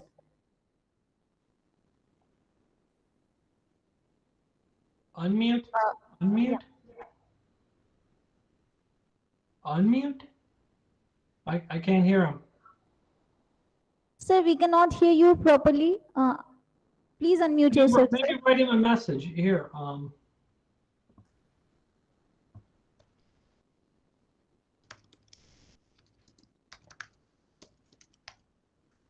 I think some problem is there on his side. I think Shivendra Vikram Singh is willing to ask a few questions. So, Shivendra? Yeah. Hello, Hello? am I audible? Yep, I can hear you. Um, okay, so namaste to all of you. Anand sir, I really liked your lecture. So about the point you were mentioning about non-dual states of consciousness, uh, a few years back, NIMHANS, it's an institute on mental health and neurosciences. They were organizing this workshop wherein they did this experiment where we were to stay in sensory isolation and do yogic practice where non-dual state of consciousness was actually achievable. Such experience is also highlighted by Susan Blackmore. She's at Oxford, and there's this book of hers on consciousness, a short introduction. Yet she believes consciousness to be an illusion. So, in this regard, how do you see uh, um the dual states of consciousness as in our experiences in our daily experience arise from not these non-dual experiential states which we can experience in meditation, because as far the neuroscience research is going, uh, they have seen prefrontal cortex more active in meditative practices, but according to their definition that mind is everything the brain does, they are still seeing something on the EEG or PET scans. So how would you like to respond to this observation? What Well, is actually going on in here? I don't, so I'm not really sure I understand how that's a critique of anything I said. So I disagree with Susan Blackmore that consciousness is an illusion. And I gave an argument for that. I said if consciousness is an illusion, then we can't know anything about the external world if consciousness is illusory. That was my argument against it. And in addition, I was trying to say that dual consciousness and non-dual consciousness are both real. I was trying to deny that non-dual consciousness, that dual consciousness is an illusion. So according to some theories, because non-dual consciousness is what is fundamental, and dual consciousness is more prominent at another level, which is non-fundamental, people argue that dual consciousness is an illusion.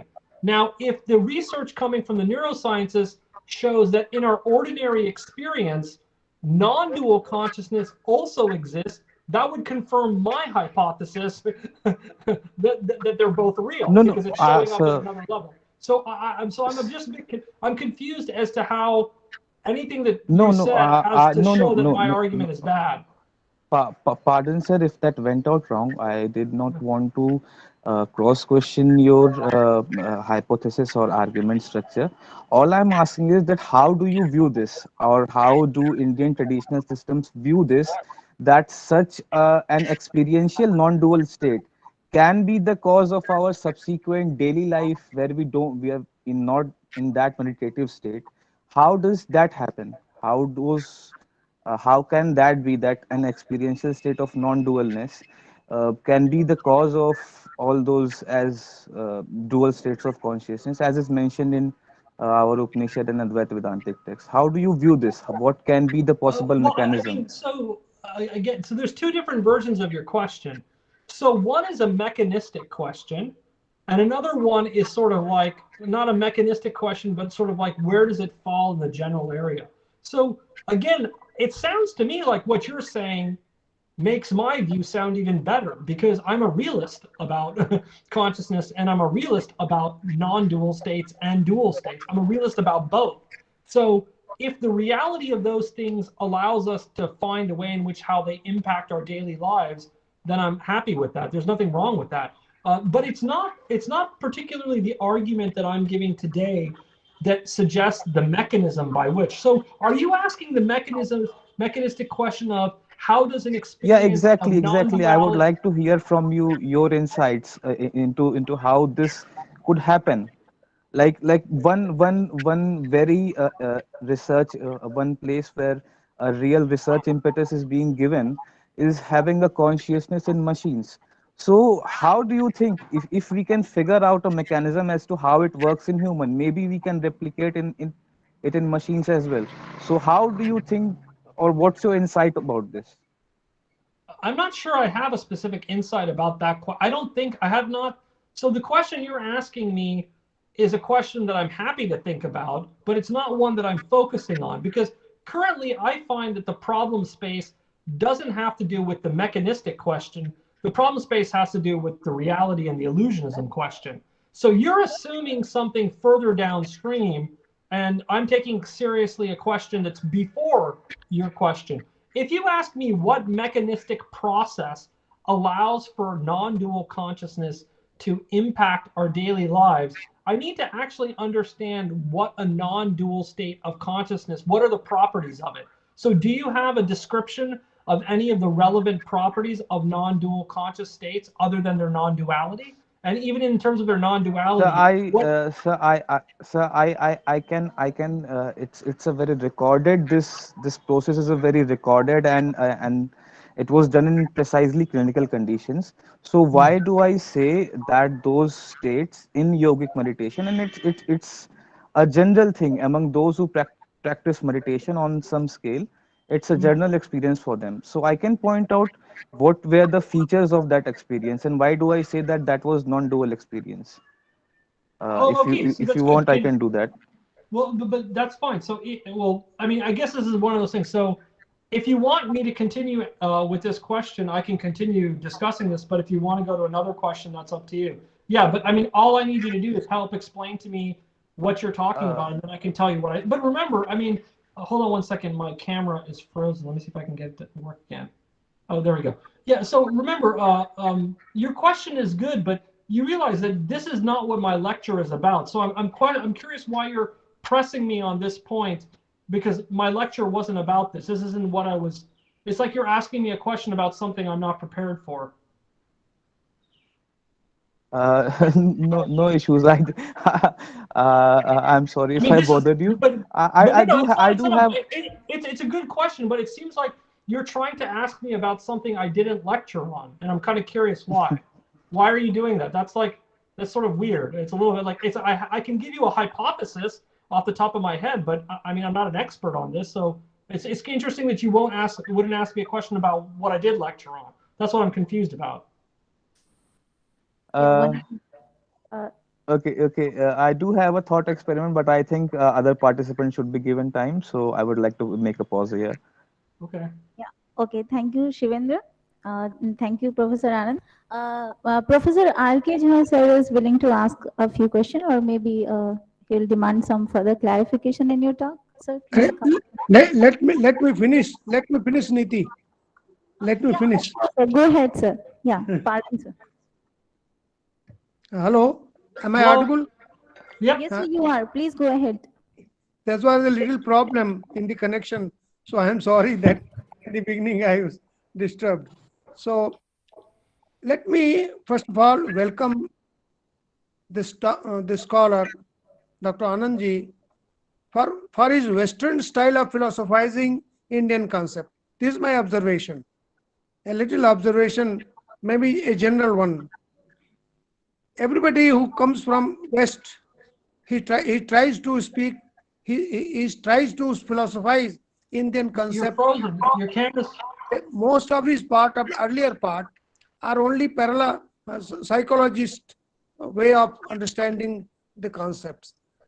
So far as I thought that he will be giving some illusion, the concept of illusion in a detailed way.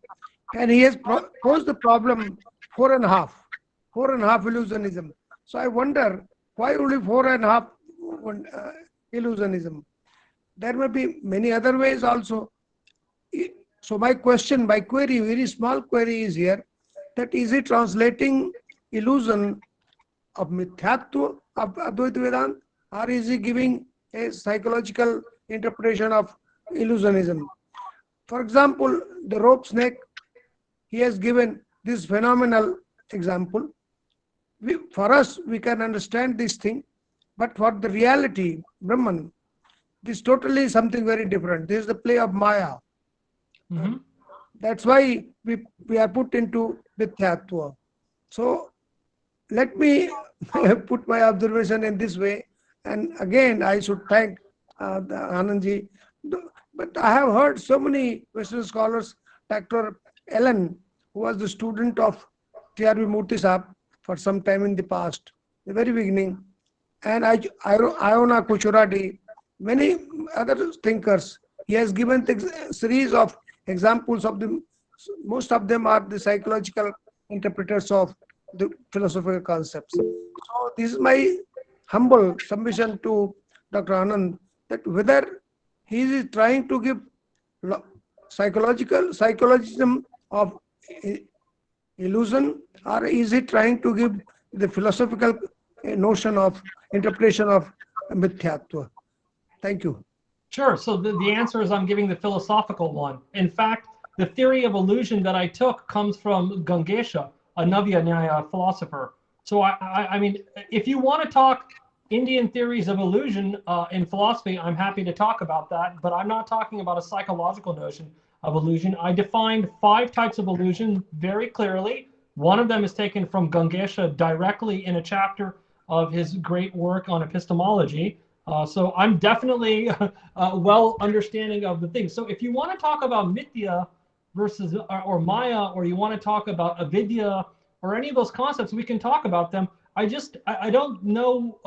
I mean, you need to make a more precise claim to understand, to push me into a place where I don't feel like I misunderstand what's going on. And I don't think you've argued that I'm misunderstanding anything. You're basically just saying that I gave a psychological notion, but I gave philosophical notions. In fact, I didn't cite anything from psychology. So why do you think it's psychological versus philosophical? In fact, I cited philosophers. Why was it psychological?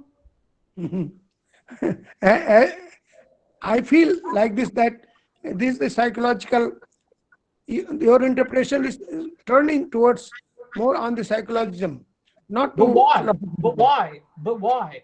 Like, why do you think it's With your psychological? I examples can you have defend the given claim me, that I'm what? sorry if it is not suitable for you, then I'm sorry, but more or less you are trying to give the psychological interpretation of mithyatva, illusion.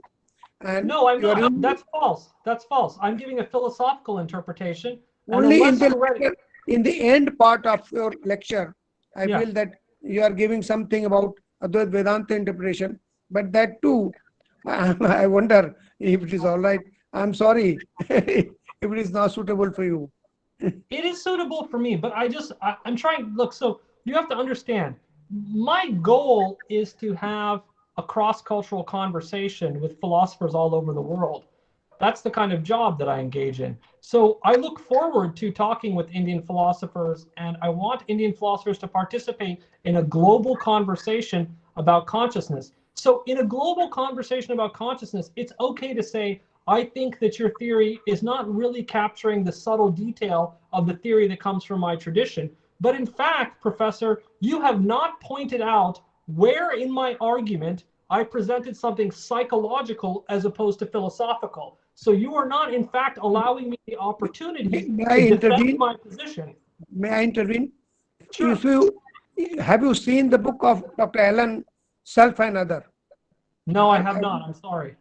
So he has given a wonderful interpretation of both sides, psychological as well as the philosophical. He was the direct student of Professor Murthy here in this department, sometimes very past. But the same is the case with Avana Kuchurati, those who are the Irish lady. So they have given something. But the Western way of understanding Indian concept, it is not suitable for me. Maybe you must be liking so much.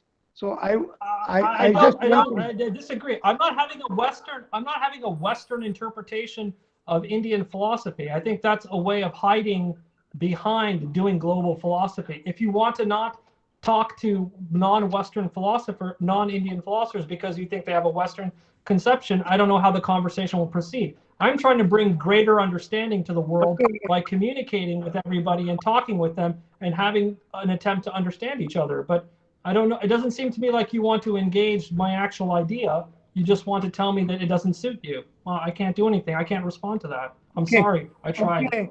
Okay. Still, I welcome you here for giving your ideas, wonderful ideas. We will try to learn it in future something more from your lecture. Thank you so much. Thank you. Thank you. Thank you, sir. Thank you. Professor R.K. Jha, sir.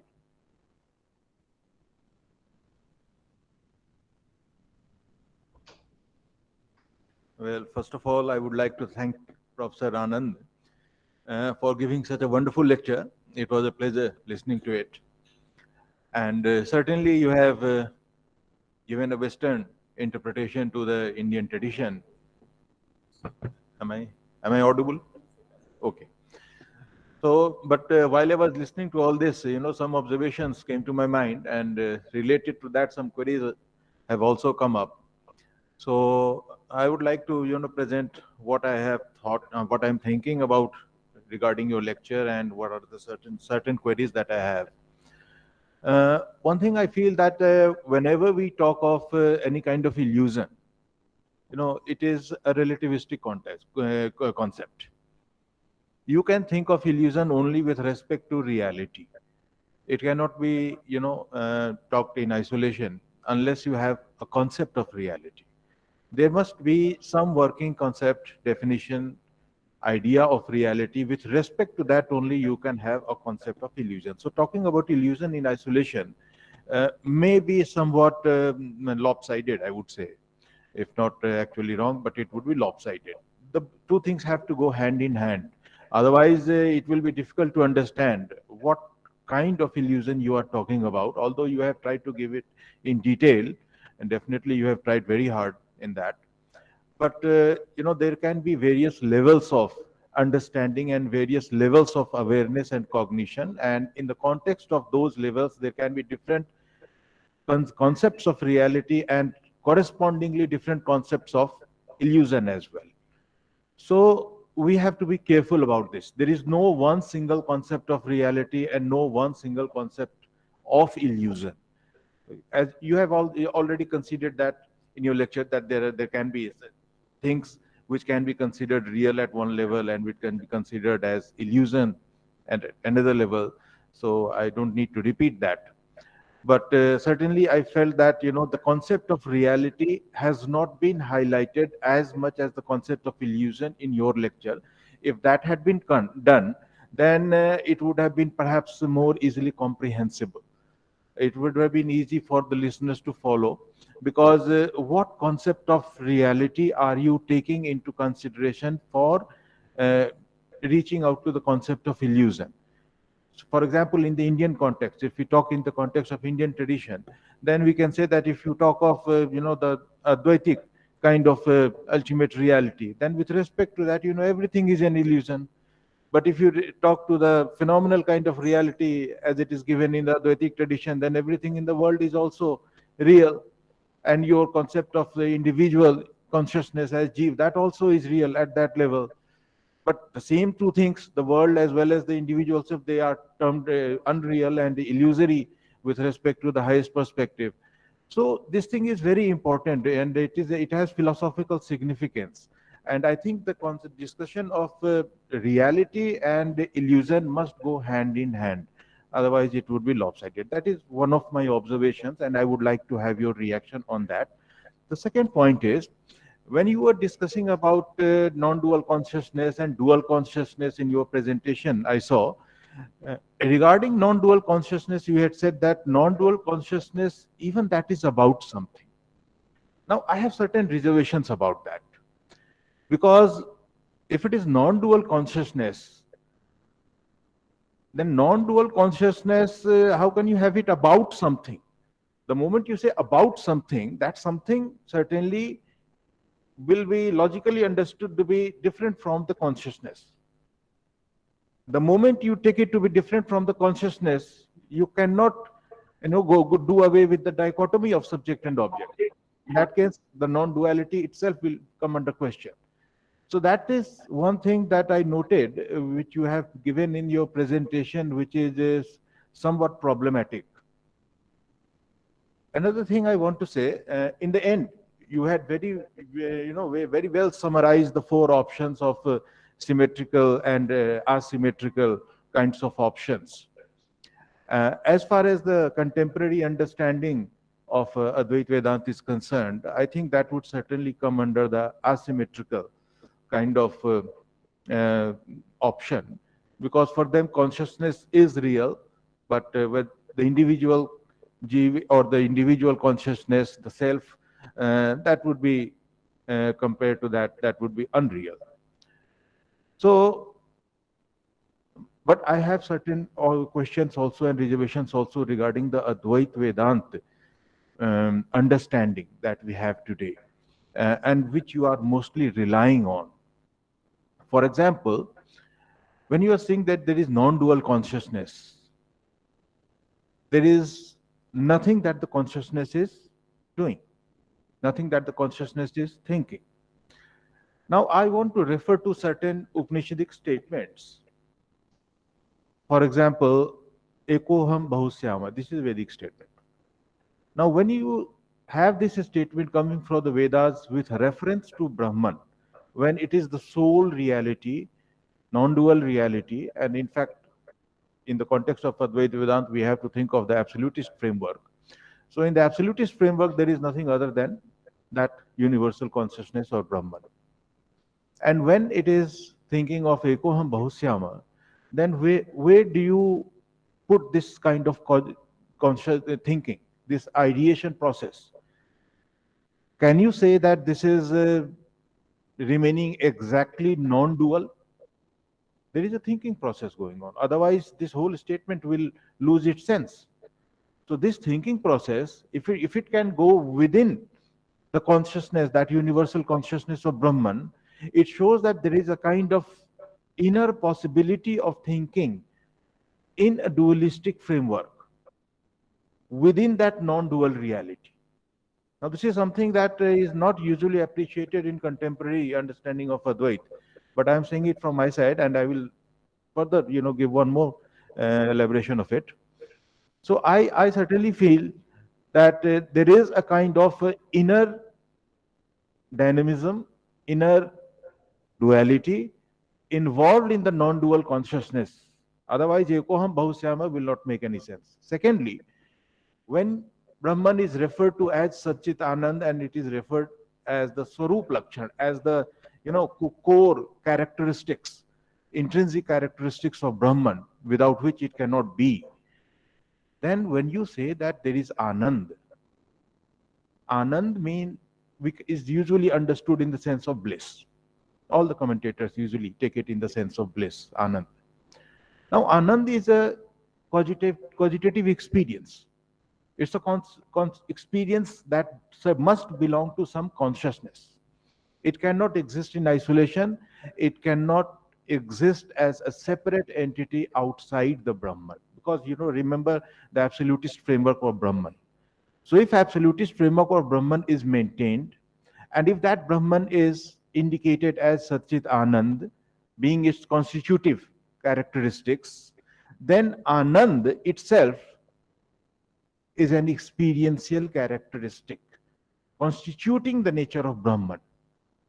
Now this Anand, there must be an experiencer of that, and there is something to be experienced.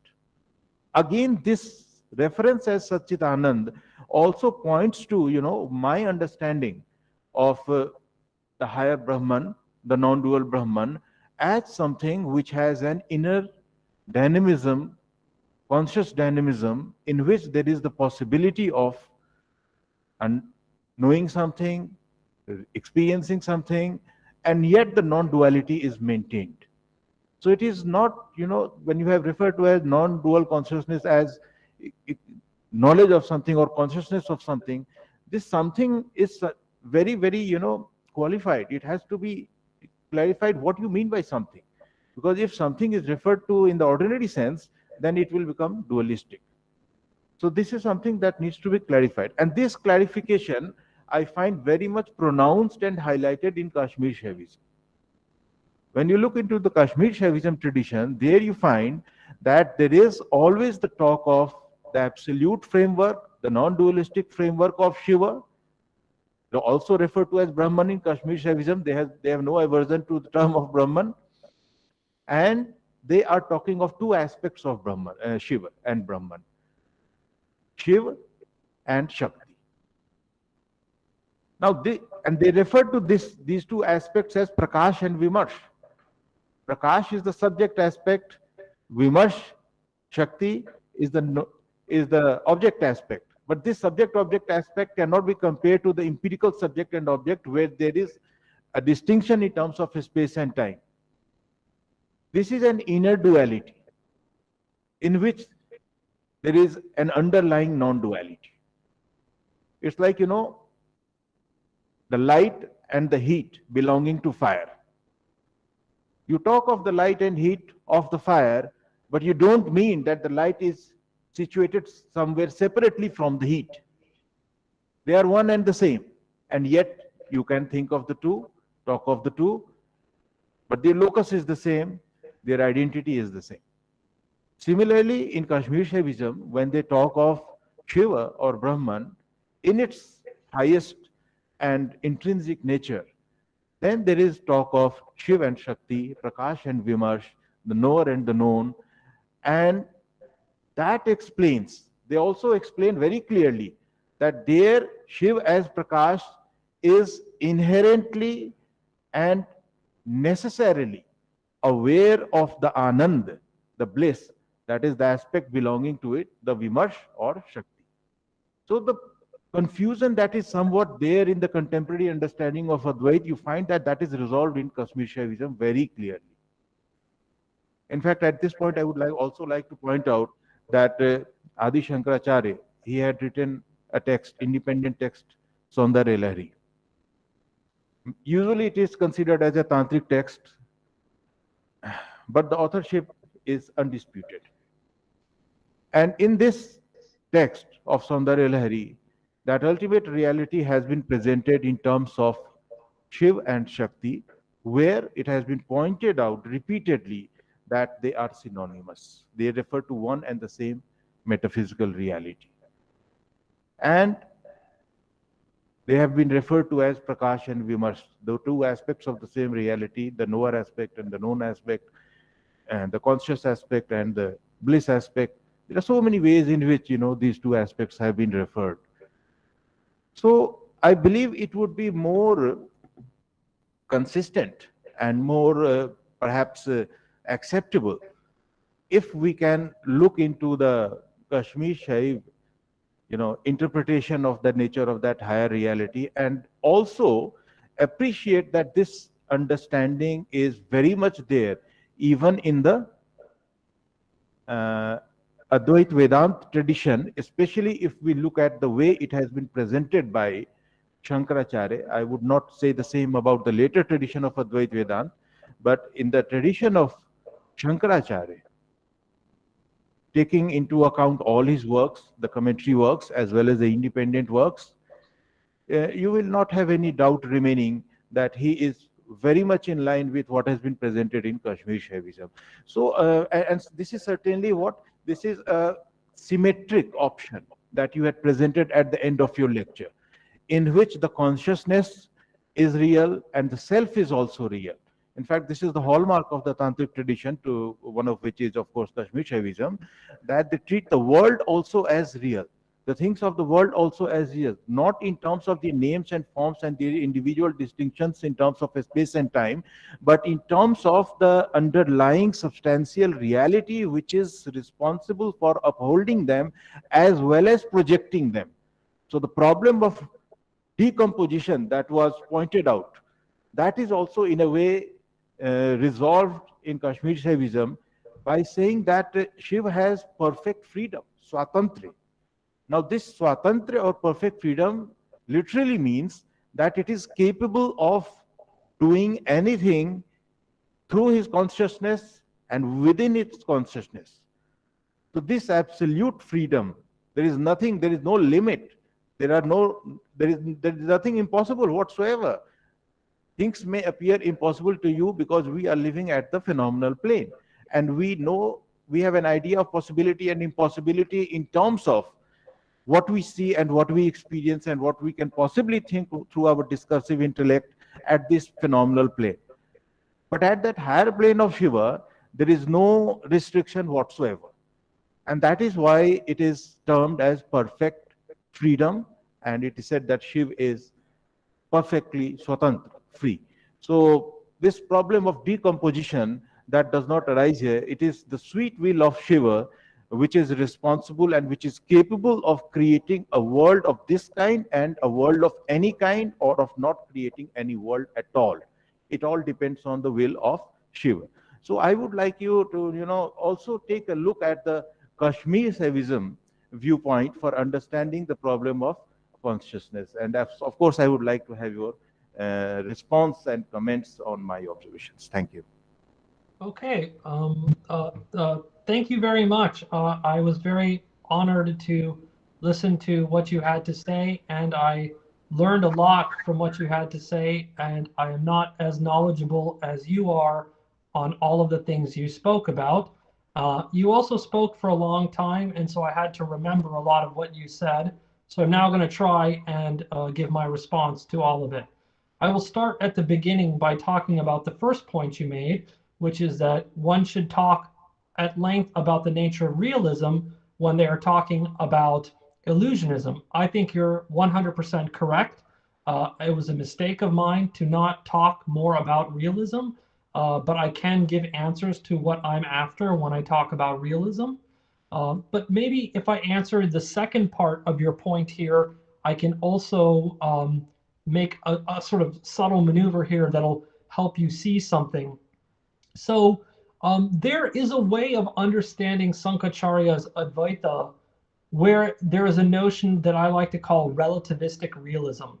There is a sort of sense in which we would say, as I think you yourself caught yourself saying, we'll say, oh, from the fundamental level, at this other level, it's kind of real, but it's not really real. And then from within its own perspective, it's real. But then from another level, it's kind of an illusion or unreal. So I don't really like the relativistic notion of realism. I think that that notion is not the one I'm after. I think I'm after a notion of realism. If any of the Indian philosophers in the Vedanta tradition has been someone that I've been inspired by, it's Ramanuja. I think Ramanuja's realism is closer to what I've been trying to defend and look for, and what I've found in Indian philosophy to be interesting for my purposes. So I think Ramanuja is a relativistic realist of a certain kind, but he's not the relativistic realist that comes from having different standpoints, where, for example, we look at non-fundamental reality from the perspective of fundamental reality, and we say that that's an illusion from that perspective. I think he rather has a different kind of ontology, and it primarily has to do with the notion of apratak siddhi, which is a different notion than the kind of identity that Sankaracharya goes in for between Atman and Brahman. So I think there's just different types of realism, but your first comment about this is absolutely right. It would be better for me to actually say more about the realism I'm attracted to than just to talk about illusionism.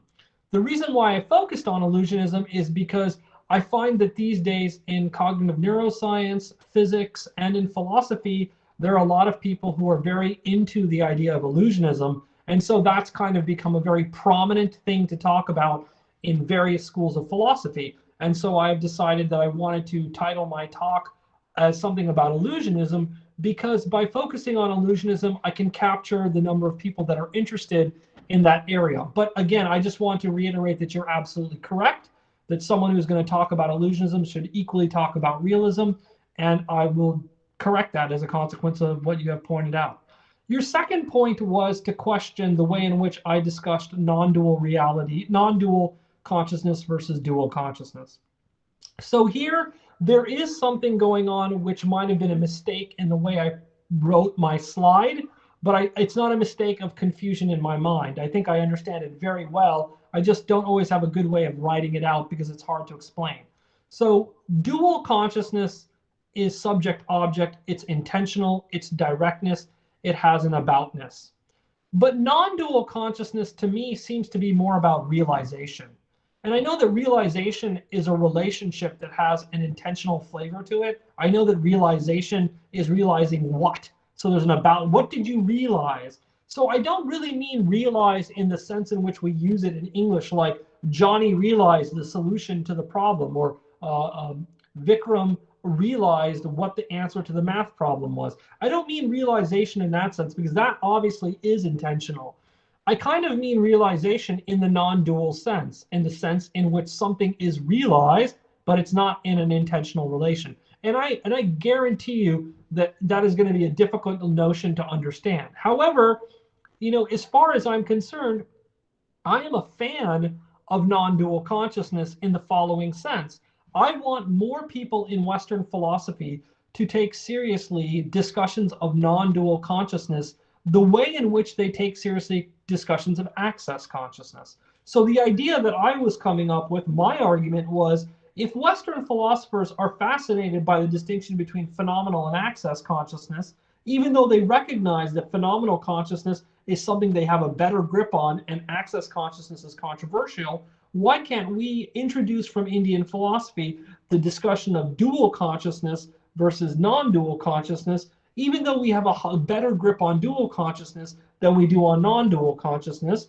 The fact is, we have testimony from various mystics about the existence of non-dual consciousness, but just because we have testimony doesn't mean it's going to be the case that we can easily understand it when we don't have those experiences ourselves. So the earlier question about people who have been in meditative states that have experienced non-dual consciousness, they might be able to better understand it and provide a vocabulary for it that helps us navigate it. Of course, if non-dual consciousness is ineffable and no description of it could be accurate because of its ineffable nature, well, then that project is completely gone. And then the only thing that can happen is the idea that someone can experience non-dual consciousness, and in experiencing that, something happens. I don't know which is the right way to go here. I mean, but the thing is, I'm a proponent of taking non-dual consciousness seriously. I take the testimony of mystics seriously because of the work of Ayan Maharaj.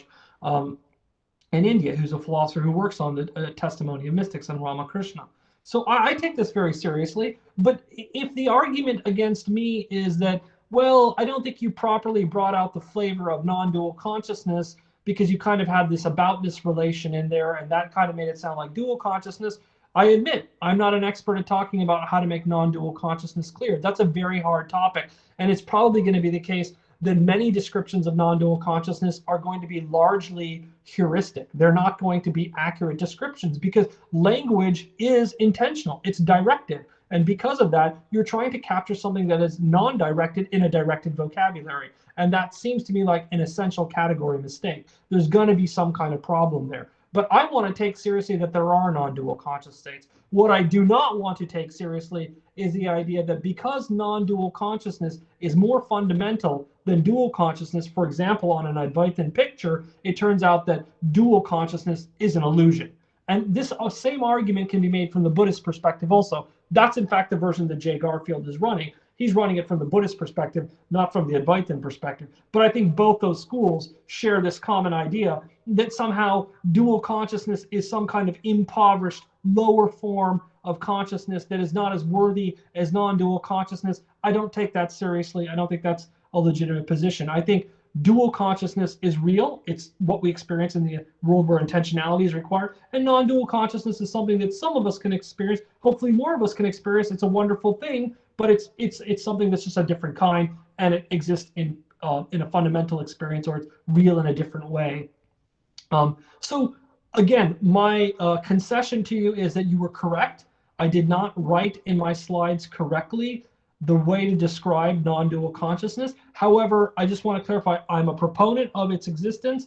I'm fighting to have it introduced into Western philosophical discussions in a more central way. And I believe that it's important to look at it, and I think it's something valuable. I just don't hold the view that non-dual consciousness leads to the view that dual consciousness is an illusion. I think dual consciousness is equally real and equally important, if not in some cases more important. So now the third point that you brought up. So do I have a problem looking at other theories of Indian philosophy with respect to consciousness, like Kashmiri Shaivism?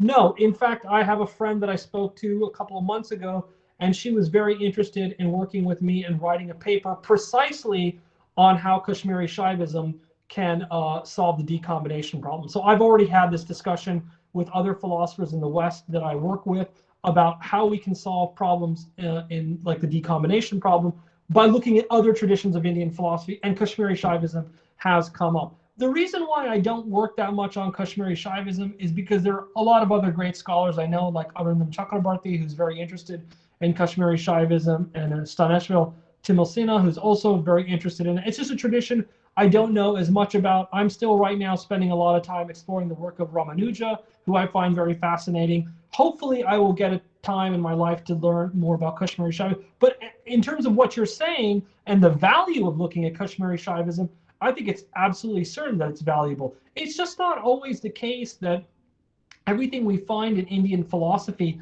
is going to survive in the final debate. So maybe it might be good to explain my project in relationship to what you might be after. I am not interested in a textual debate about the best interpretation of what's going on in an Indian text or an Indian thinker like Sankaracharya. I do take textual work very seriously, and I talk to people who speak Sanskrit very well and translate Sanskrit texts from the original into English and other languages. I take that work very, very, very seriously. However, my focus is not on what is the best interpretation of Advaita Vedanta. My focus is on what is the best theory of consciousness. I'm interested in the phenomenon of consciousness, which I think many traditions from all over the world are debating to try and figure out. And instead of having a discussion that excludes certain people, I want to have a discussion that includes a lot of people. So I want to bring Indian philosophy into the contemporary debates for the purposes of having a debate about the nature of consciousness. Of course, that requires translating texts and understanding precisely what was going on in Sankaracharya with respect to certain moves he made. But ultimately, the question is, can we find this to be the best plausible theory of consciousness given all the other phenomena we're trying to explain with it? So this is why I'm interested in Indian philosophy. It's because I'm interested in certain concepts like knowledge, like perception, like consciousness, like intuition. These are things which we find words for in Sanskrit, like yogaja pratyaksha, like pramana, like chitta. So we can just say, hey, what are all the theories of this thing, consciousness, that we can think about, and what is the best theory we're going to get when we explore all of them? And that's my project. So Kashmiri Shaivism, yes. Is Anand ready to do that right now? No. He's working on Ramanuja. Will he hopefully work on Kashmiri Shaivism at some point? Hopefully, yes. So then your final part of your thing, the fourth thing, was you wanted to say something about the way I set up that structure. And I think here you made, for me at least, a very insightful comment, and which might be that there are more positions there than the way in which I have captured it. So by using the structure of consciousness and the self, I was able to come up with 4. But maybe if I change the structure to have consciousness, self, and another phenomena, I don't know what that phenomenon might be, I might have a structure that has something like 8 or 16 different options, actually. And so then I can expand the chart of the possibilities. And I think that probably if I studied more Indian philosophy, I would be able to do that. So again, let me thank you very much for your comments, because they helped me learn more and become a better philosopher. And I appreciate very much what you had to say. Thank you very much. Thank you so much, Professor Anand. Sir, would you like to say something? No? Oh, thank you. As I can see that Dr. Ajay Verma from Delhi University has raised his hand. So, Dr. Ajay Verma, sir, if you are here, please unmute yourself and talk to our speaker directly. Such a wonderful lecture. It was an absolute pleasure listening to you, Professor Anand. So just, like I have 2 sort of quick kind of sort of queries. One is that when you were presenting your position on Hume, you said that the problematic part is that the subject, the self that Hume is looking for, is actually, the onlooker. So you wouldn't find it, in the looked. But if we look at some of the presuppositions that he has, is that any knowledge statement has to be ultimately traced down to some sensation, impression, or an idea. So if we look, if we take that supposition into consideration, then his, his position is not so easy to dismiss, so to speak. Why sort of we talk about, why I'm sort of picking up on that? Because, I wanted to sort of talk about, one methodological issue, which is that, I haven't read Professor Miri Al-Bahari's paper that you mentioned. But the sort of the problematic part, it seems to me, to be there, collecting it, from your presentation, and I could be pretty well wrong, sort of in my understanding of it. That when like, there's a problem with cosmopsychism, because then how do we account for individual consciousness, perspectival consciousness, so to speak. And in micropsychism, the problem is, again, more or less the same, how to sort of bring them kind of together. But the overall argument seems to be some kind of indirect argument, in the sense that since it cannot be done, therefore let's believe that self is an illusion. If we look at from methodological point of view, if we look at different theories of error, different schools always account for the why of it, so that the arguments don't appear to be only indirect. So since if we believe this to be the case, this must follow, and since this doesn't follow, this is not coming out to be the case, therefore let's deny. So, the why of it also becomes important. And sort of just a little bit of addition, I'm I sort of really appreciate your patience. That this the why becomes important, because self is a very important notion. And if we give it away, we are giving a lot away. So in Indian philosophy, there could be soteriological reasons. Say, for example, Shankara, would rather have a soteriological reason for it. Ultimately, it leads to certain kind of state of consciousness which is desirable in itself, and something that we aspire for. But in philosophy of mind, and if we don't do that kind of philosophy, then we don't want to bother about the soteriological aspect of it. And in that case, giving the self away is like giving too much away. And that is also one of the reasons, Buddhism is not a very easy position to take. So yeah, I let me stop here. Let me not take much time. So some quick comments, from you. I'll really appreciate your time there. Thank you very much, Professor Verma. That was very insightful. And so both of the comments that you made, I can engage right away. So yeah, so in another conversation we can have much later, I can tell you what I really don't like about Hume's argument. But basically, I do understand the critique you're making. You're basically saying he basically had a criterion. The criterion was that you have to trace back to sense experience. And so then he uses that method in order to go looking for the sensation that would be the ground of the concept of the self as something permanent in time. And that's correct. That's my understanding of what Hume is doing. Also, when I teach it the same way. However, what I don't find to be reasonable is pretty much something I don't find to be reasonable in the Buddhist argument for the impermanence of the self because all the parts change, which is the same thing as like, okay, so you must realize that observation requires a subject, right? So Hume, the subject that's looking, isn't going to be the thing that's seen. And we know that because the self that is the knower is in the subject position, and the thing that's known is in the object position. So if you take the self as the object, then we pop out with another self that's seeing the self as the object, and we get an infinite regress. So it's better to just recognize that when the self is looking in, it's just not going to be the thing that's seen because it's what's looking in. And that should be, in my view, a refutation of Hume's empiricism. So to be an empiricist, to me, that's reasonable, is to be an empiricist that's not as radical as Hume. I'm an empiricist also. I just don't think it applies to everything, right? So I think he's going a bit too far.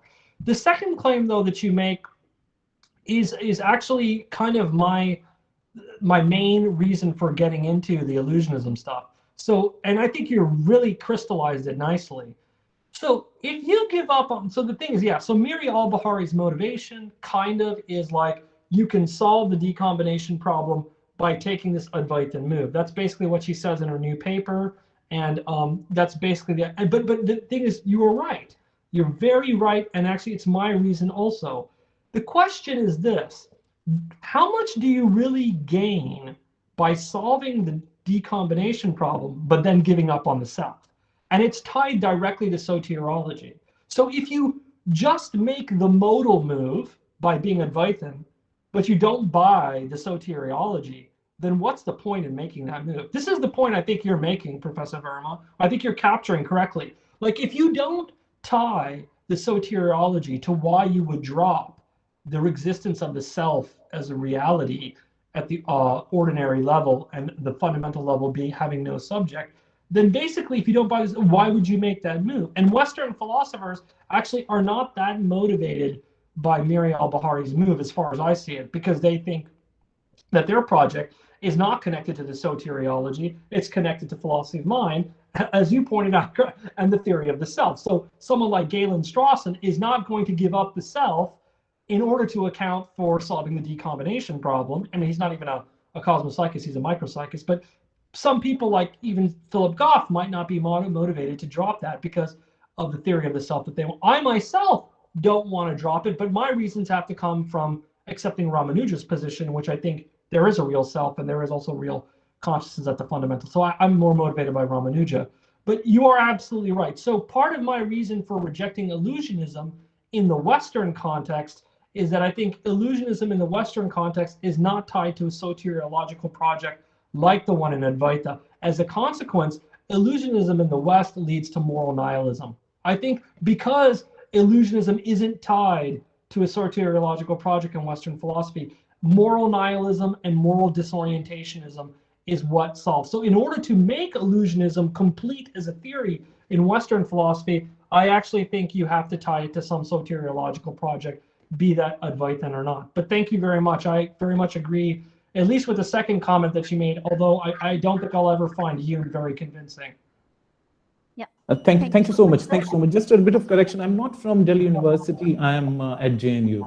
So thank you. And then sort of given your position, what to like. I think we should have more lectures. Because the spectrum was too large. I'm feeling. You have only sort of so to speak whetted our appetite.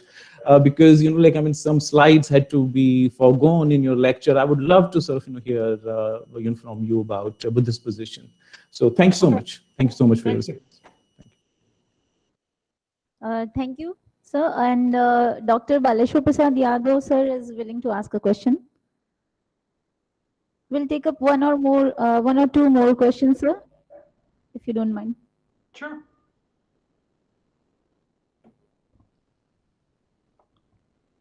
First of all, I would like to thank Professor Anand Vaidya for this kind of illuminating lecture.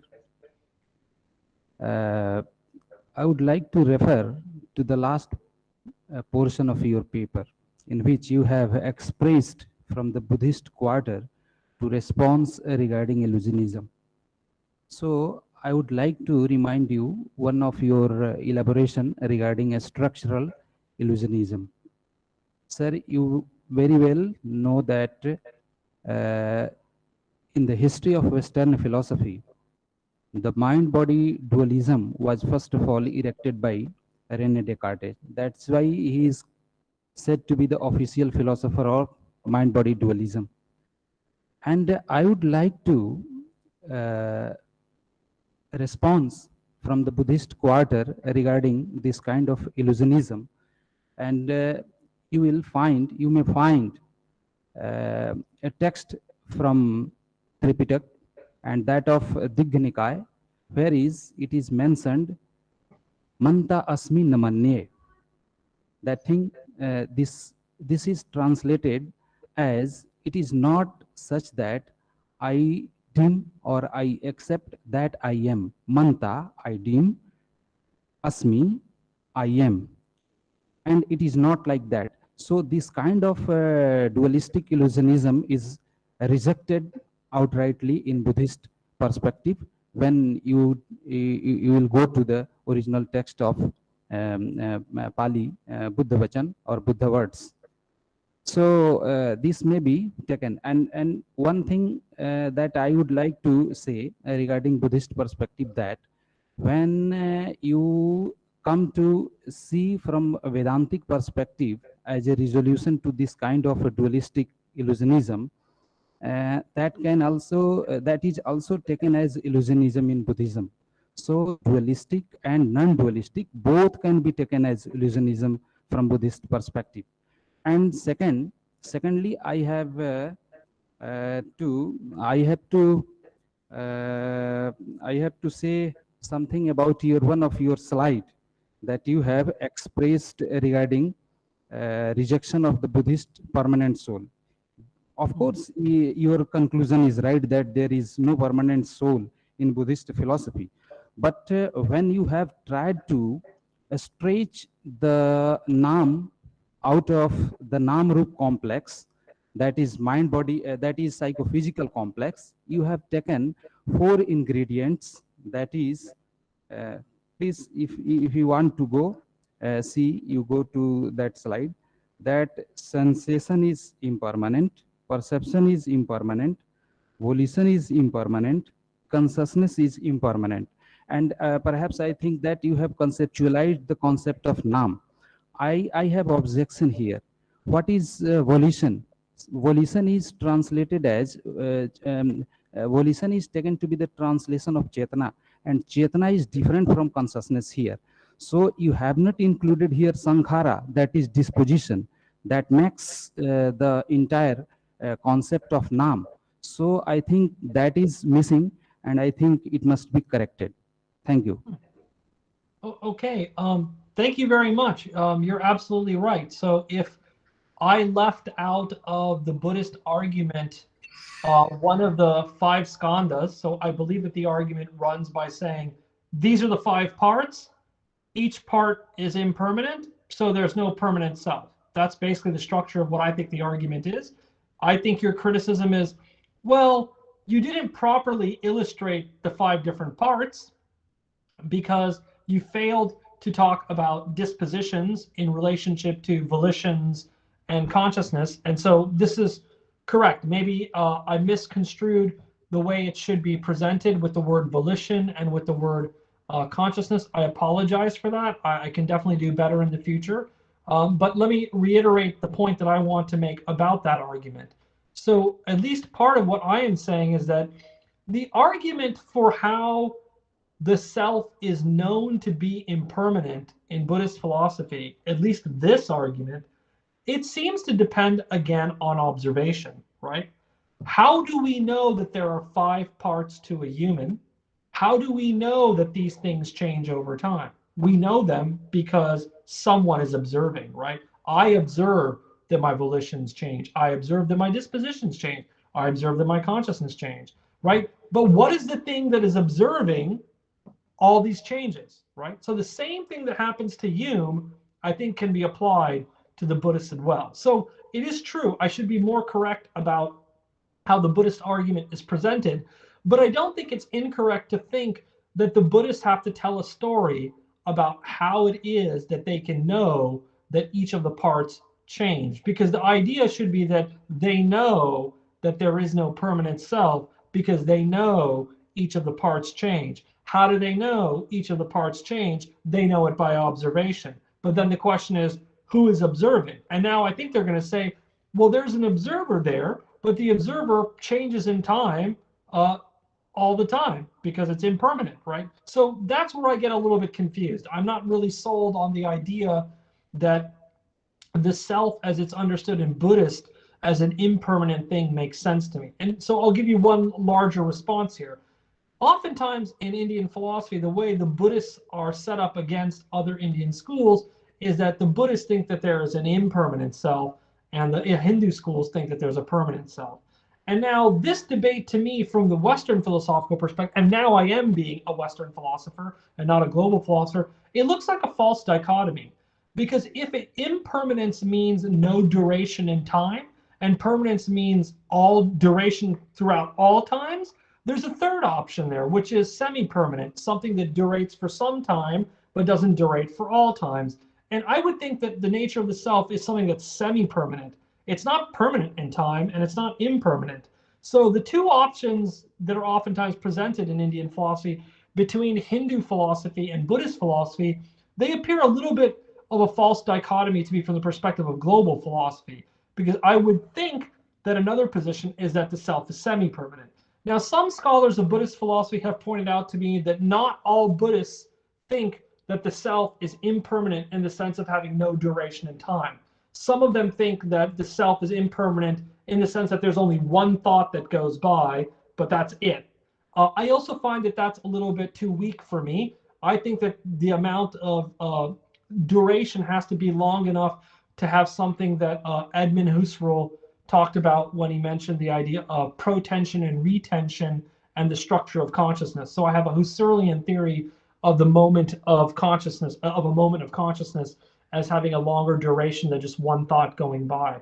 So at least from my understanding, I would go for a theory of the self that's semi-permanent.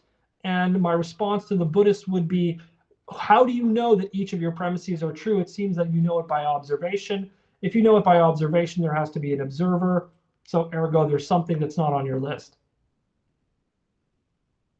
Thank you. Thank you for your response, sir. Dr. Rajan has raised his hand as well. So, Thank you, Dr. sir. Rajan? It was really an enlightening lecture for all of us. Sir, Thank my you. question is that, when we were discussing the fundamental illusionism, or recently just you quoted that self is in a semi-permanence. So don't you think that when you are taking the instance of Advaitin, who says that reality is trikal abhadit, which is all time permanent, and you have refuted with Ramanu's point of view. So like, how do we look at this option? Like at that point of time, reality become permanent, and this phenomenal world become illusion. So on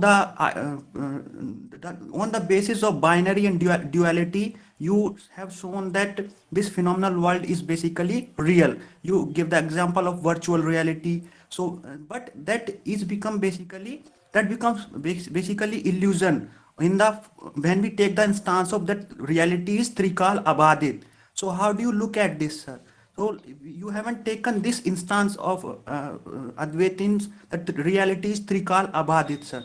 So, and my second question is that, sir, when we are interpreting this thing, or when you are basically taking your instance that your goal is to propose a new theory of consciousness, so do you think that is it also based on some kind of interpretation? So at that time we have a challenge of hermeneutics and deconstruction. They would say that everyone would come up with certain kind of interpretation, and deconstruction would say that we can never reach any kind of clarity at all. So when we will face such kind of challenge of infinite interpretation, and we can never reach clarity at all, even Shankaracharya or Ramanuj, whatever they have wrote in their text was not clear what they wanted to say.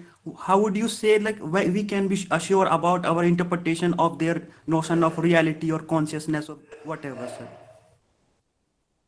Okay, so there's a lot in that. Let me think about. I think the first thing you wanted me to talk about is the three-tiered theory. Can you? Is that what you wanted me to talk about in Advaita? Hello, Professor Rajan. Did you want me to Yes, sir. talk Yes, about sir. the Yes, three sir. levels? The three levels, the Yes. Vaidya, the Paramarthika. Is that what you want me to talk about? Yes, sir. Yeah, yeah. So basically, I think I'm just going to say that I just disagree with that view. I don't find that to be a very plausible view. So I think it's better to talk about reality in terms of not levels in the way the Advaitin does, but to talk about genuine realities that are equally real. Okay. So one of the reasons why this is an important idea coming across different theories is primarily because one of the things that you're focusing on is that in Indian philosophy, reality is marked by temporality.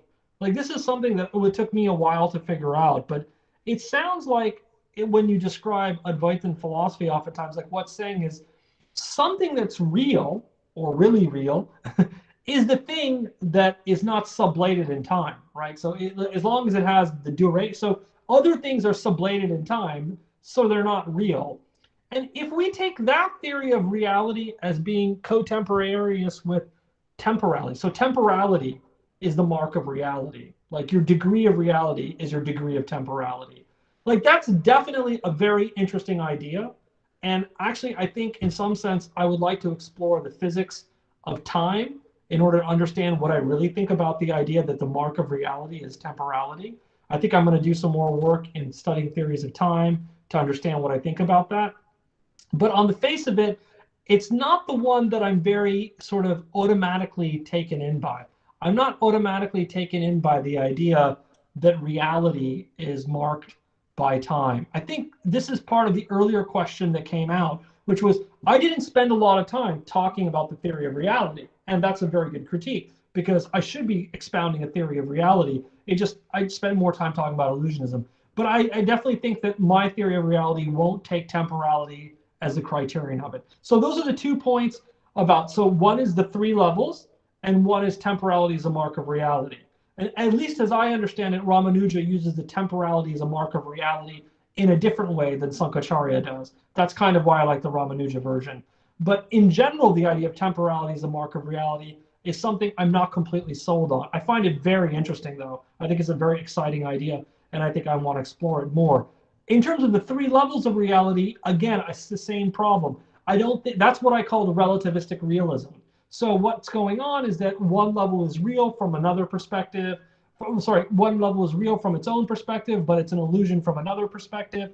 I think that that's a theory that I don't find as attractive. If you can tell me one reason why you think that's more attractive, than the one that says there are multiple types of realities that are equally real, but they're just distinct from one another, then maybe we can have a structural debate about that. We can say, oh, it's better looking at all the total evidence coming from physics, neuroscience, and philosophy to take the relativistic realism versus the multiple realities view. Like, those are two different views. Let's figure out which one is the best one. I'm totally happy to have that debate. That's something I'm very interested in. So in terms of those two concepts, yeah, I think those are very good comments, and I definitely need to spend more time talking about the realism. So thank you very much. I appreciate that. Thank you so much, sir. Very senior and retired professor, Professor D.N. Tiwari, sir, has raised his hand. So, sir, please ask your question. Really No, very sir. nice lecture by Professor Anand Vaidya. I will not take time because it is hard time. We already much time it has been taken, and he has very promisingly defended his argument. But I have a comment, not a query.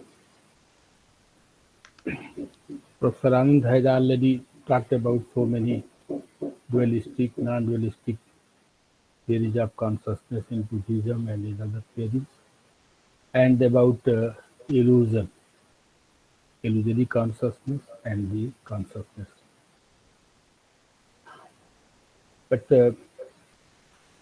I don't think that there might not be there in Buddhism and other theories, but I have a point. The point is that taking the human as self-conscious being, he can know the real as well as illusion. So far the knowledge of illusion as illusion is concerned, it is real. So far the knowledge of real as real is concerned, it is real. So there is no harm in accepting that consciousness is same, but the awareness it has the of the awareness of the illusion, and illusion is real as illusion.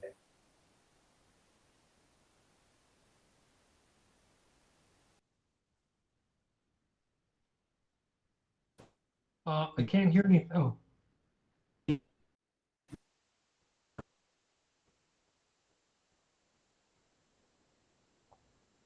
Excuse me, Professor Tiwari, I can't hear you.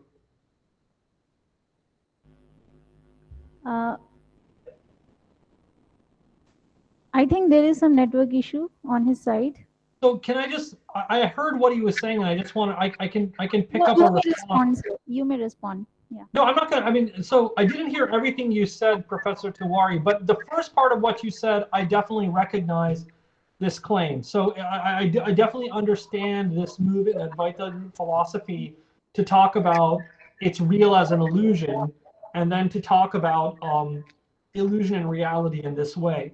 What I'm trying to do is I'm not trying to say that this is the right or wrong way to interpret Advaita. What I'm trying to talk about is whether or not this is the best theory to have overall.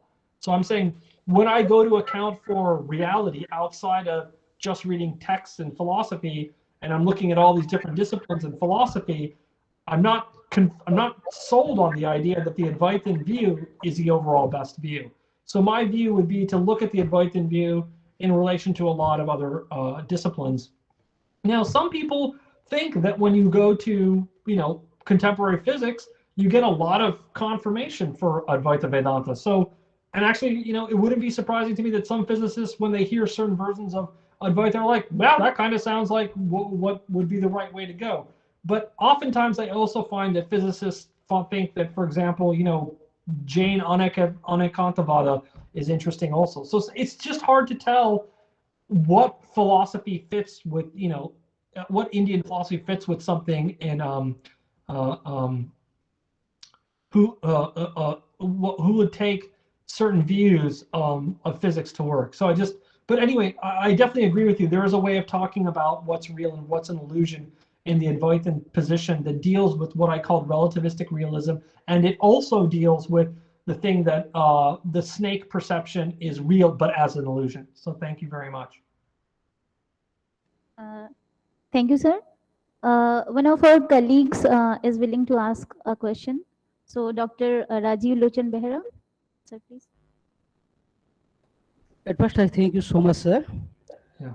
for your thought-provoking and informative talk. But I have little query about some types of dichotomy you have made in your talk, like subject-object dichotomy, micro-macro dichotomy, private-public, and dualism, non-dualisms.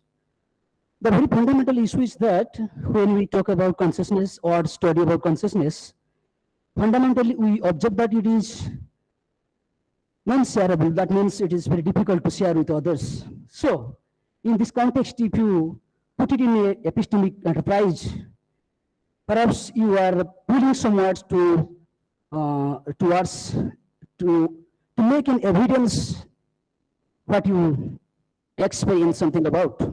But I think the sense of consciousness you are losing in terms of epistemic work. So we are facing some sort of illusions. But when you talk about the illusion, again, I should make it something differently, that when you talk about, it's an illusion. Why? Because you are searching some sort of phenomenal quality of the entity. So there, the quality is nothing but simply signify to the error or correct. That's all. So in that context, you are, that means we the human suffering the, or fully doubtful or skeptic in nature. So much skeptic about our query or experience. Another way is observing it that when we talk about private and public, very commonsensically, I think we are doing something in a language game with regards to consciousness. That is nothing but something, something, the subject-object dichotomy. It means which subject here, which object here. When you say, I am experiencing something, I am the subject, even though the another person is a person, but still that's an object. Again, apart from this, when we observing something about the external world, the world is an object. But what about we are observing? We can, in some sense, that means from east to west, every side we observe that experience something that is very difficult to convert into language, because as we know, a great philosopher that is I'm sorry, someone has made, there is a difficulty of expression of our own experience, that is called hard problem of consciousness.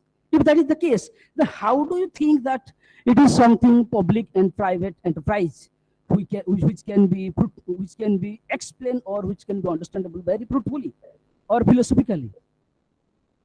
And in another case is that something micro and macro. In my query is that in which aspect or which ground, philosophical ground, or in which philosophical methodology you use, so that you are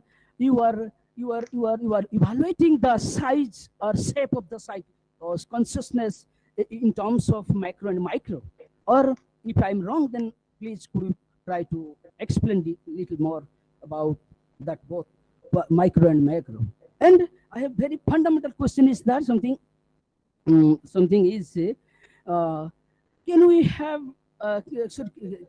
that means can we think something about individual illusion?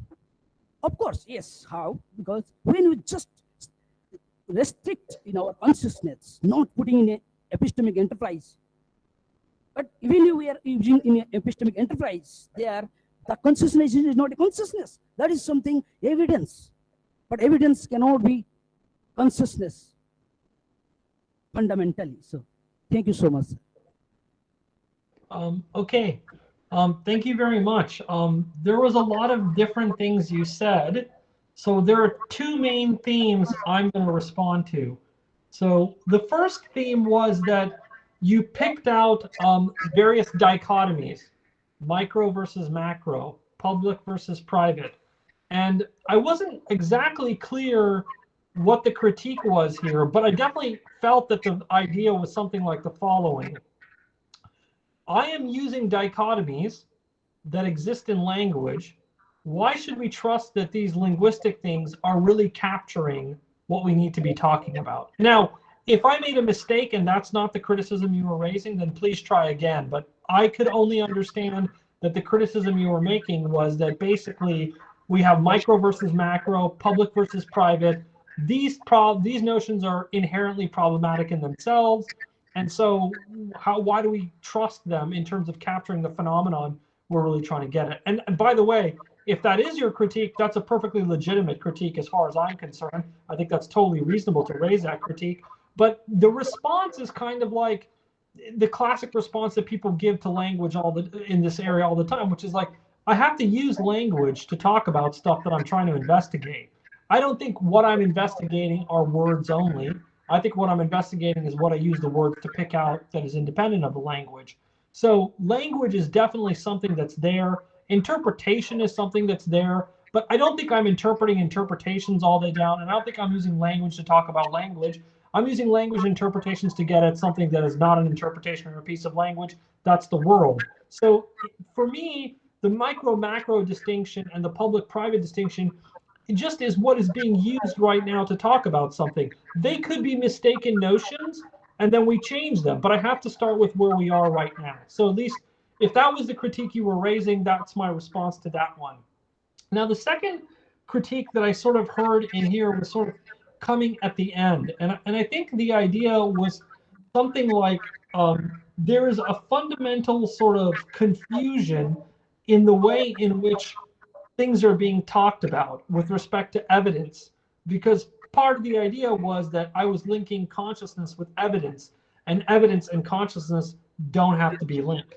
So that's also a good criticism. So if we now want to have a debate in epistemology about a theory of evidence and a theory of consciousness linking to evidence, there are people who actually, in analytic philosophy, work on this very question, the very relationship about what is the epistemic significance of consciousness? Like, how does it relate to things in epistemology? So I'm really open to having a debate about that.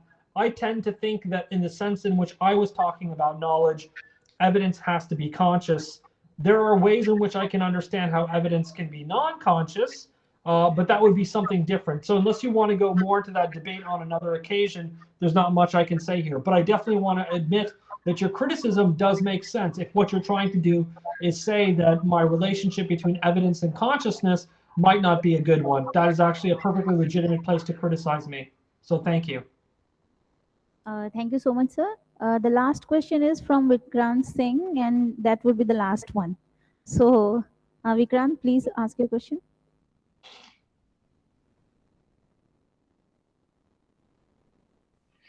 Yes, sir. Am I audible? Yeah. Thank you, sir. Thank you for your presentation. I'm I learned a lot from this. So my question is that when we are talking towards the end, when you are talking of reintroducing this the combined analysis of self and consciousness together with self and consciousness both together. So I was thinking of on the same line how the identity question of how personal identity has been analyzed by Locke, and that there is my memory of myself. I can recognize that I was the same self as I was earlier. I was the same person I was earlier. So I think that question was also when I was hearing your responses to the other question, I also found that you mentioned the Husserl's notion of intentionality and the passage of time to the internal time consciousness. So I could see that there is a semi permanent consciousness which you have in mind, and that helps me understand how Locke's the criteria of identity can be one of the points from which self and consciousness has been understood. So my point is, how do you see now the agentive theories of attention. So attention towards the agentive theories of attention towards the external objects. So now Sebastian Watzel also he has wrote a book, Structuring the Mind, the theories of attention, how attention structures the mind. So what will be your understanding? What is the relation between the self and attention? How we can use attention for understanding the self? Okay, that's a very good. You had multiple points in there. So let me go back a little bit and say something first, and then I'll talk about attention. So one of the things you talked about that's very important is the connection between Husserl and Locke. And so let me just make it clear what my view is. So my view about talking about consciousness in a moment is that I think it has to have duration that allows us to account for Husserl's theory of protension and retention. That's the point I'm making. I'm making the point that I don't think a moment of consciousness can be so thin as to just be a single thought or no duration. It has to be thicker than a single thought. It has to be one that it can be a single thought, but its duration has to be the protension retention structure in Husserl. Now, that is not exactly the same thing that Locke is saying, because Locke is talking about the fact that a theory of personal identity over time is given by the memory criterion. It is true that I believe in the text, the word that a lot of people use is consciousness. However, when you really look at what he's talking about, he's only talking about memory.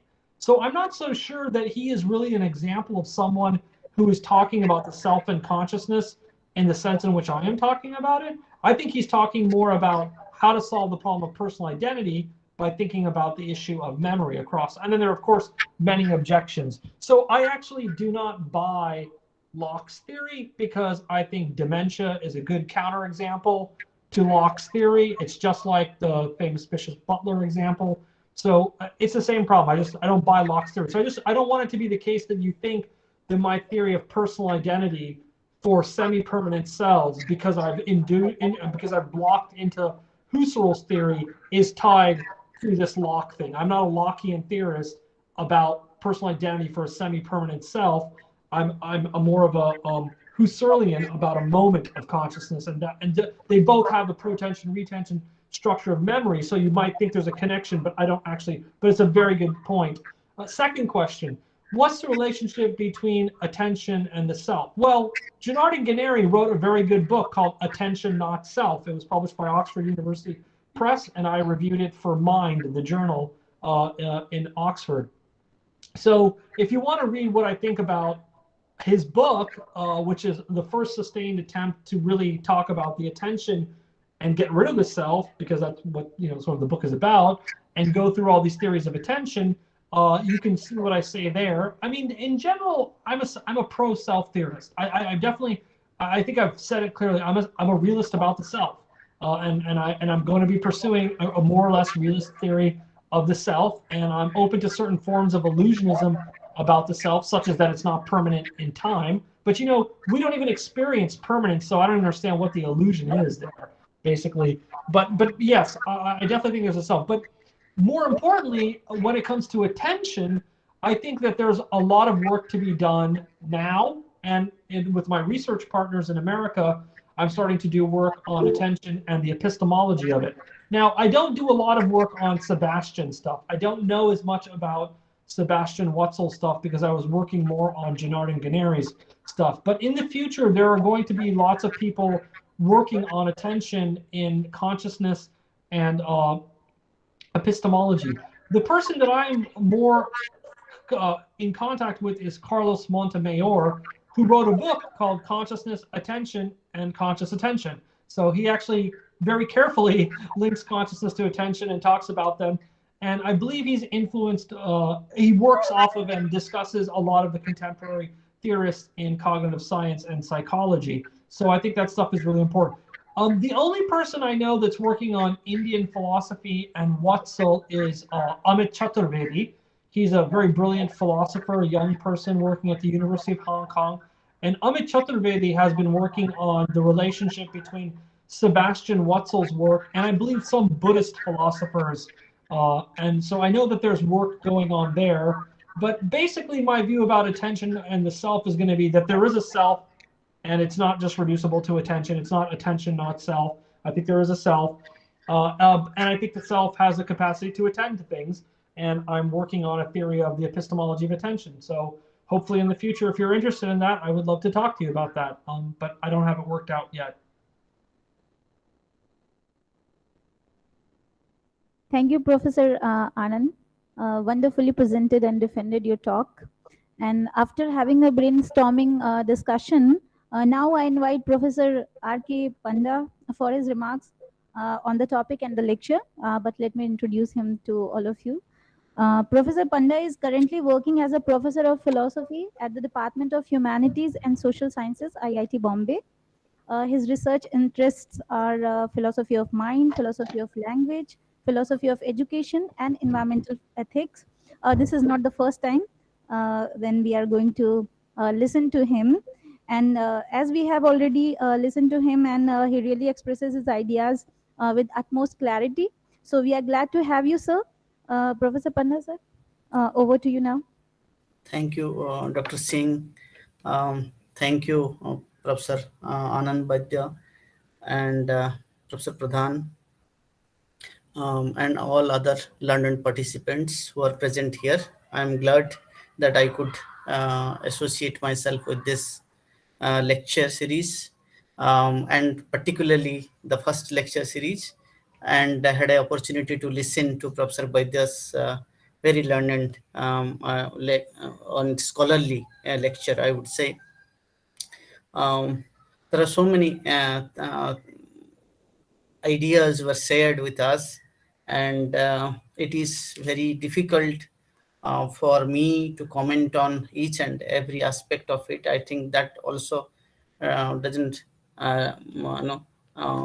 I mean, it requires a lot of time, and I also as a person doesn't have that much scholarship to comment on Professor Vaidya's talk. But whatever little I have learned, I would reflect on that. I would start with this idea of the concept of realization, which was brought in during the discussion and also during this lecture. Realization as a non-dual state of consciousness.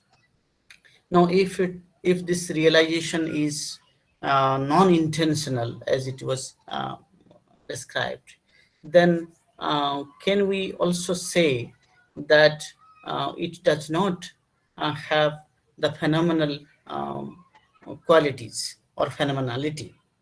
Because consciousness has, and it was discussed by Professor Vaidya very well, that he is not in favor of talking about excess consciousness. Rather, he would like to look at it from the phenomenal consciousness point of view. But at the same time, he um, he talked about that the knowledge of consciousness, or the phenomenal aspect of consciousness or realization of consciousness, comes from acquaintance. It is not from our introspection. I think that's a very important point in his talk, that how do we have knowledge by acquaintance and not by introspection. If I have understood correctly, if we talk about phenomenal consciousness and try to understand that that is an intrinsic part of consciousness, which is real, then how do we have how do we dissociate it, or how do we separate it from intentionality? Because Ishvara in Ramanuja would have some amount of intentionality. So that, I think, we need to understand that aspect also very closely. And if realization is about unity, or some kind of a unification of the self or the individual self and the cosmic consciousness, then this unification must also have a thesis related to unity of consciousness, because I remember Searle talking about unity of consciousness when he talks about structure of experience. So if consciousness is real, then it has a structure, and that structure does not disown intentionality, phenomenality, aspectuality, perspectivality. So we need to see consciousness as a or intentionality having a unifying feature.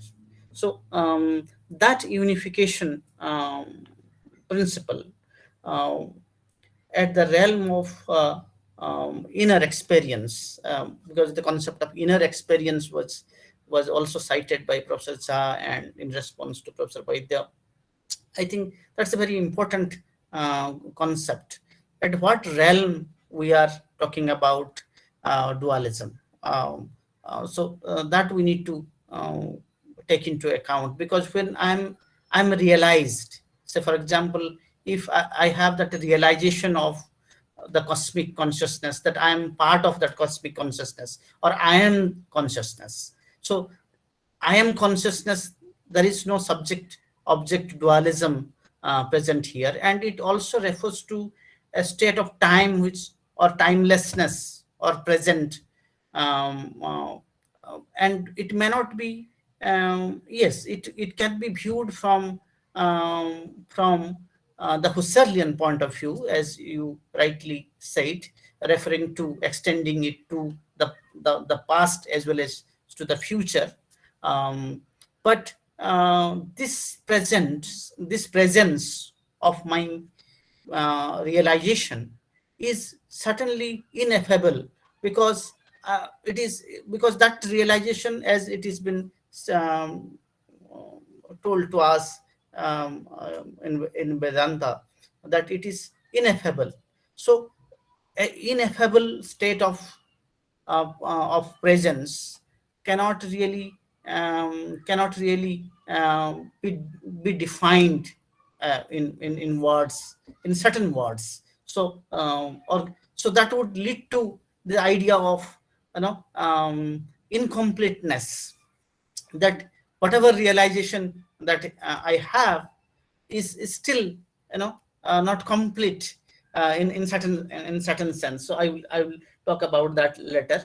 But if phenomenal properties do not exist, because at one point you also mentioned that phenomenal properties do not exist, then we need to understand that what kind of properties, the moral properties, for example, will have, because there has been a lot of debate now in the Western philosophy, particularly in moral epistemology, that whether moral properties can be reduced to certain physical properties. So I think in that line we can very well think about the notion of what could be the status of, or the ontological status of phenomenal properties.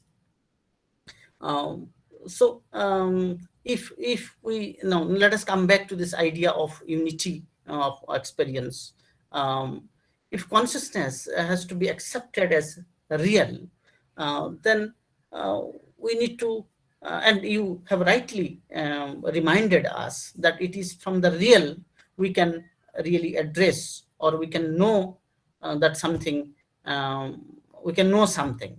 From false we cannot really, assuming that something is false, we cannot know something. So that is a very interesting justification which you provided to us, that if something is false, we cannot know about the real, um, and because that doesn't suffice epistemologically, it doesn't suffice us to enlighten us about something real. So the real is something which is fundamental. Now this notion of real, as you have also suggested, is something fundamental. Now, something fundamental in the realist term could be physical, but as you concluded, we understand that you also see, you reject physicalism, and that's a very interesting point in which where you brought David Chalmers' idea, that how he rejects physicalism, and you accept rather consciousness is real, and that is fundamental, not the micro elements, no, like the neural elements, or still micro elements in the brain, or in any physical form of micro existence is not real. So that is one point I think we need to talk about, that in the real is unobservable and still real, because most of the time the physicalists have tried to, project us a theory that something is real, then it must exist as an observable entity. So that is one point. Now, the other point, again coming back to this idea of realization, and I will conclude here, that uh, illusion is real as illusion. No, Professor Tiwari pointed out this very well. Uh, but real is real because it is real. So that I think that takes us to this concept of your conclusion, that if this is statement of mine, if I have rightly understood you, that if real is fundamental, and even if it is unobservable but it is realizable, then it is real, and consciousness is so. um, then I think why you, I do not know why you had to write that the Advaitin's position is not obviously better, because the Advaitin position, following Al-Bahai and Philip Gough's idea, I think they also do not disown consciousness as something fundamental. So therefore, what actually prompts you to accept semi-permanentism? Because that which is fundamental is eternally real. So it exists. So why you concluded your position to a semi-permanentism that actually left a doubt in us? No, so thank you very much, Professor Vaidya. It was a very enlightening lecture, and I learned a lot about the many new philosophers, and I was also benefited by other discussants who raised important questions. And thank you once again.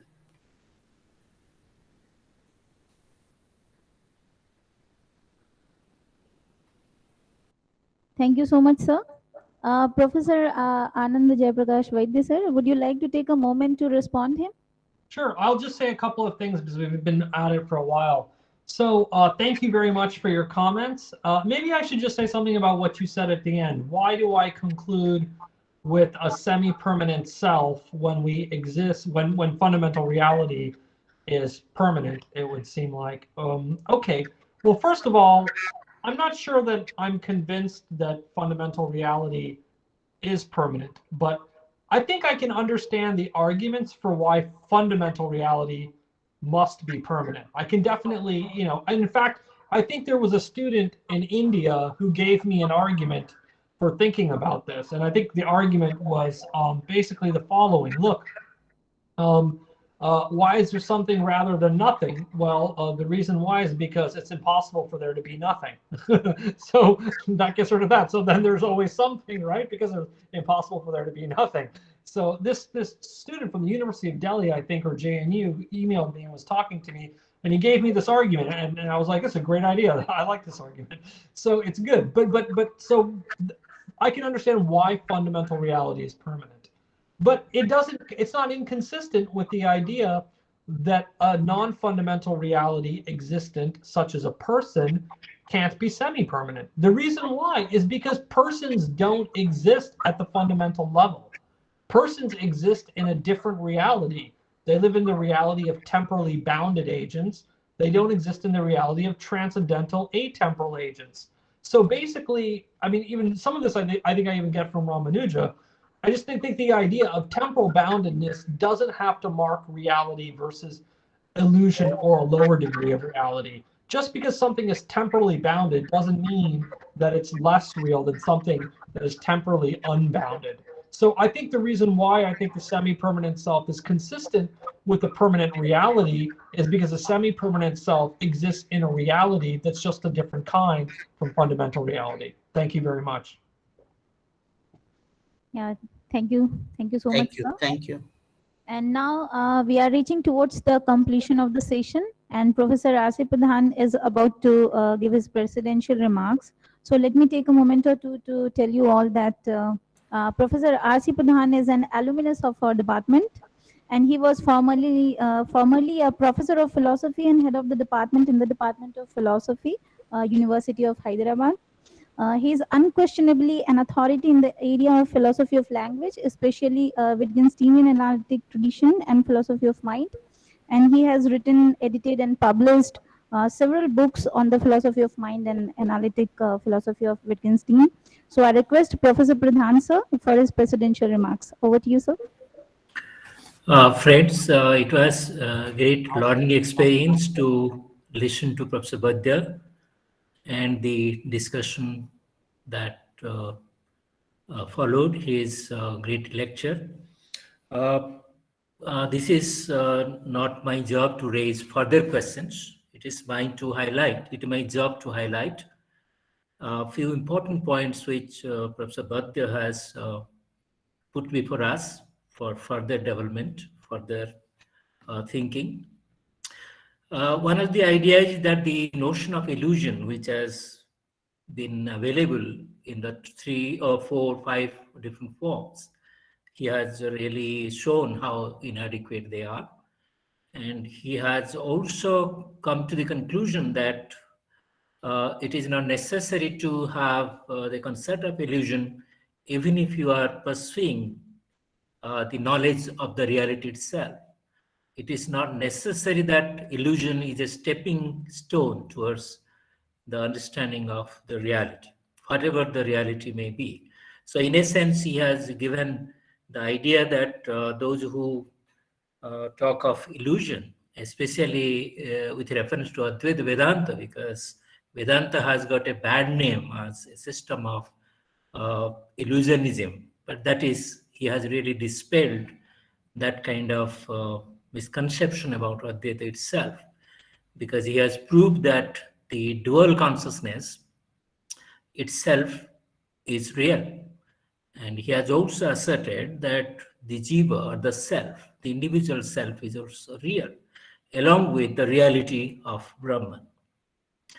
The second point which I find it very appreciable and also enlightening is the idea of the non-dual consciousness, again an Advaita conception which has appealed to the Western mind. This point we must remember.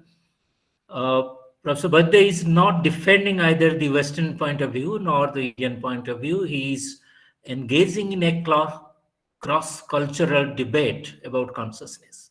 I think this is a very, very important movement. If Indian philosophy has to be understood properly, then it must be put in the global context.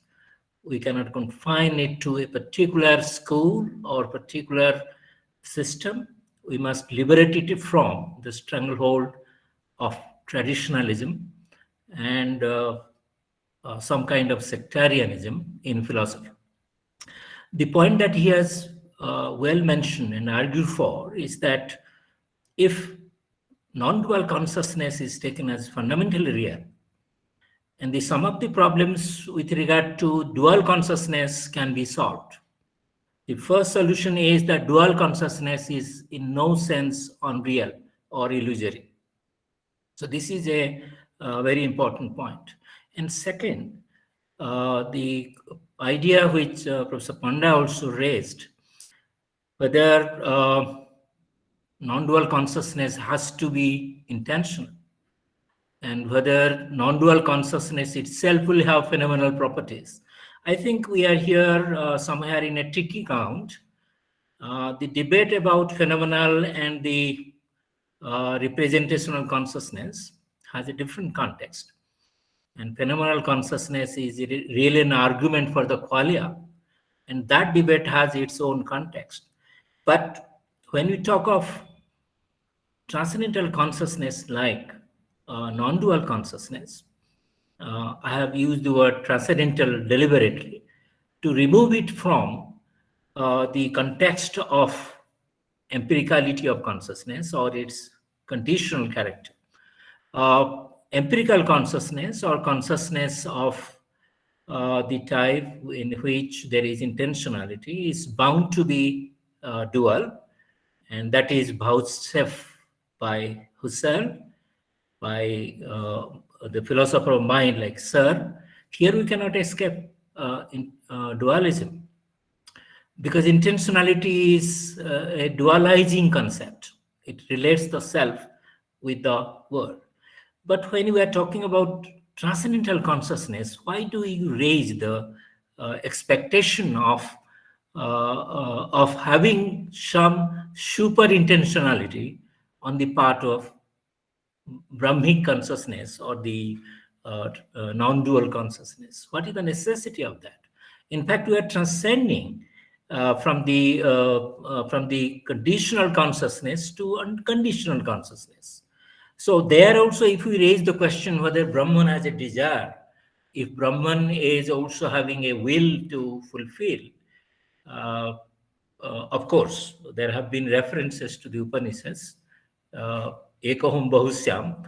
If that is taken literally, then Brahman is never complete. Then you have to accept the Advaitic theory that there is a God also, which can have perhaps intentionality, as Professor Panda also mentioned, because that is not the ultimate reality.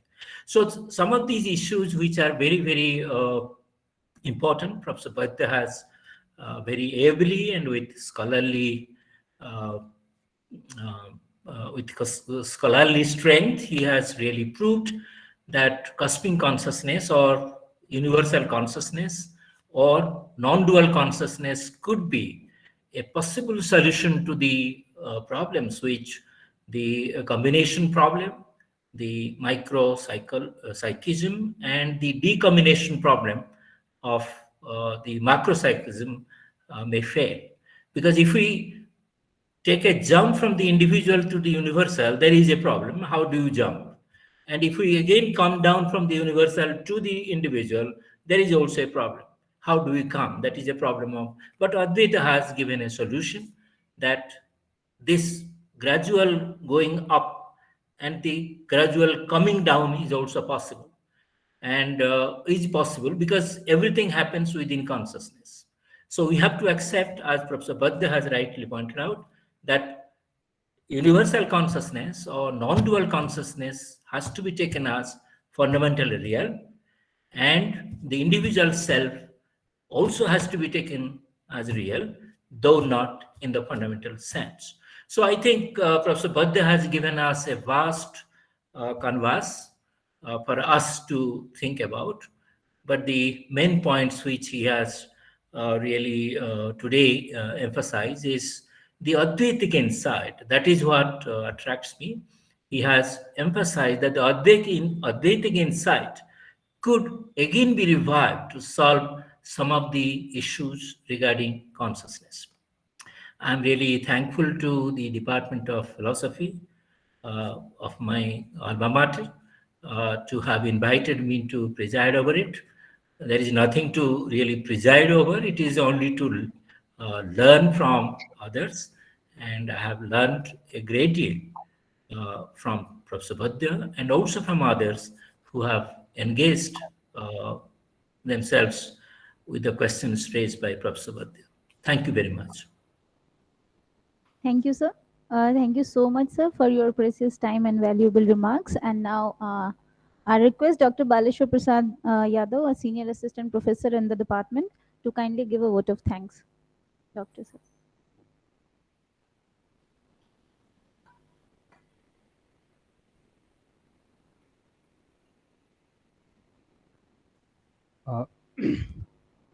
A very good afternoon to all of you. Myself, Baleshwar Prasad Yadav, working here in this department as assistant professor. Now I have to propose the vote of thanks. First, I would like to thank Dr. Frank C. Chookolingo and his wife Eva Mary R. Chookolingo.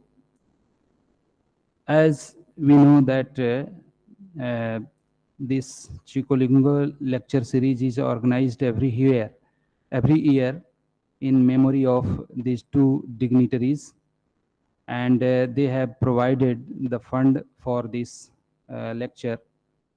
And I would also like to thank Professor S.P. Pandey, as he was heading the department when this opportunity came to this university, and he fetched the fund for this. And since then we have been regularly organizing this Chookolingo lecture series. So once again, I would like to thank that Chookolingo Living Trust for providing the fund. And in this series, since my submission goes to Professor Anand Jayprakash Vaidya, that he delivered his lecture in a very well-structured manner, well-structured way, and he talked about varieties of illusionism, taking the perspectives from Western and Indian. And at last he left his paper open-ended for further discussion and possibility towards further exploration. So sir, you really deserve to be thanked. I thank from the core of my heart and on behalf of my department. Thank you, sir. Again, in that series, I would like to thank the chairperson of today's lecture, Professor R.C. Pradhan, who has been alumnus of our department, and he is always available for our program like this. So, sir, you really gave some important light on this lecture, and you showed the path for further research in this direction. So I really thank you. Again, I would like to thank the guest of honor of today's lecture, Professor Ranjan Panda from IIT Bombay, who gave his valuable remark on this lecture, and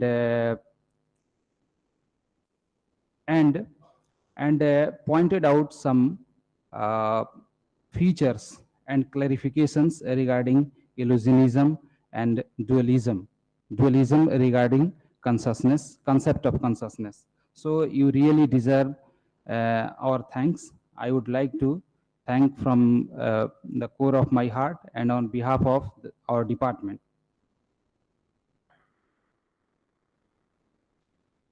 Again, I can never forget to thank our head of the department, Professor Anand Mishra sir, who since very inception of the position as head in this department, he has set this department in such a way that we are witnessing a spate of academic program in this department. So, sir, you really deserves to be thanked. And once again, I would like to thank you.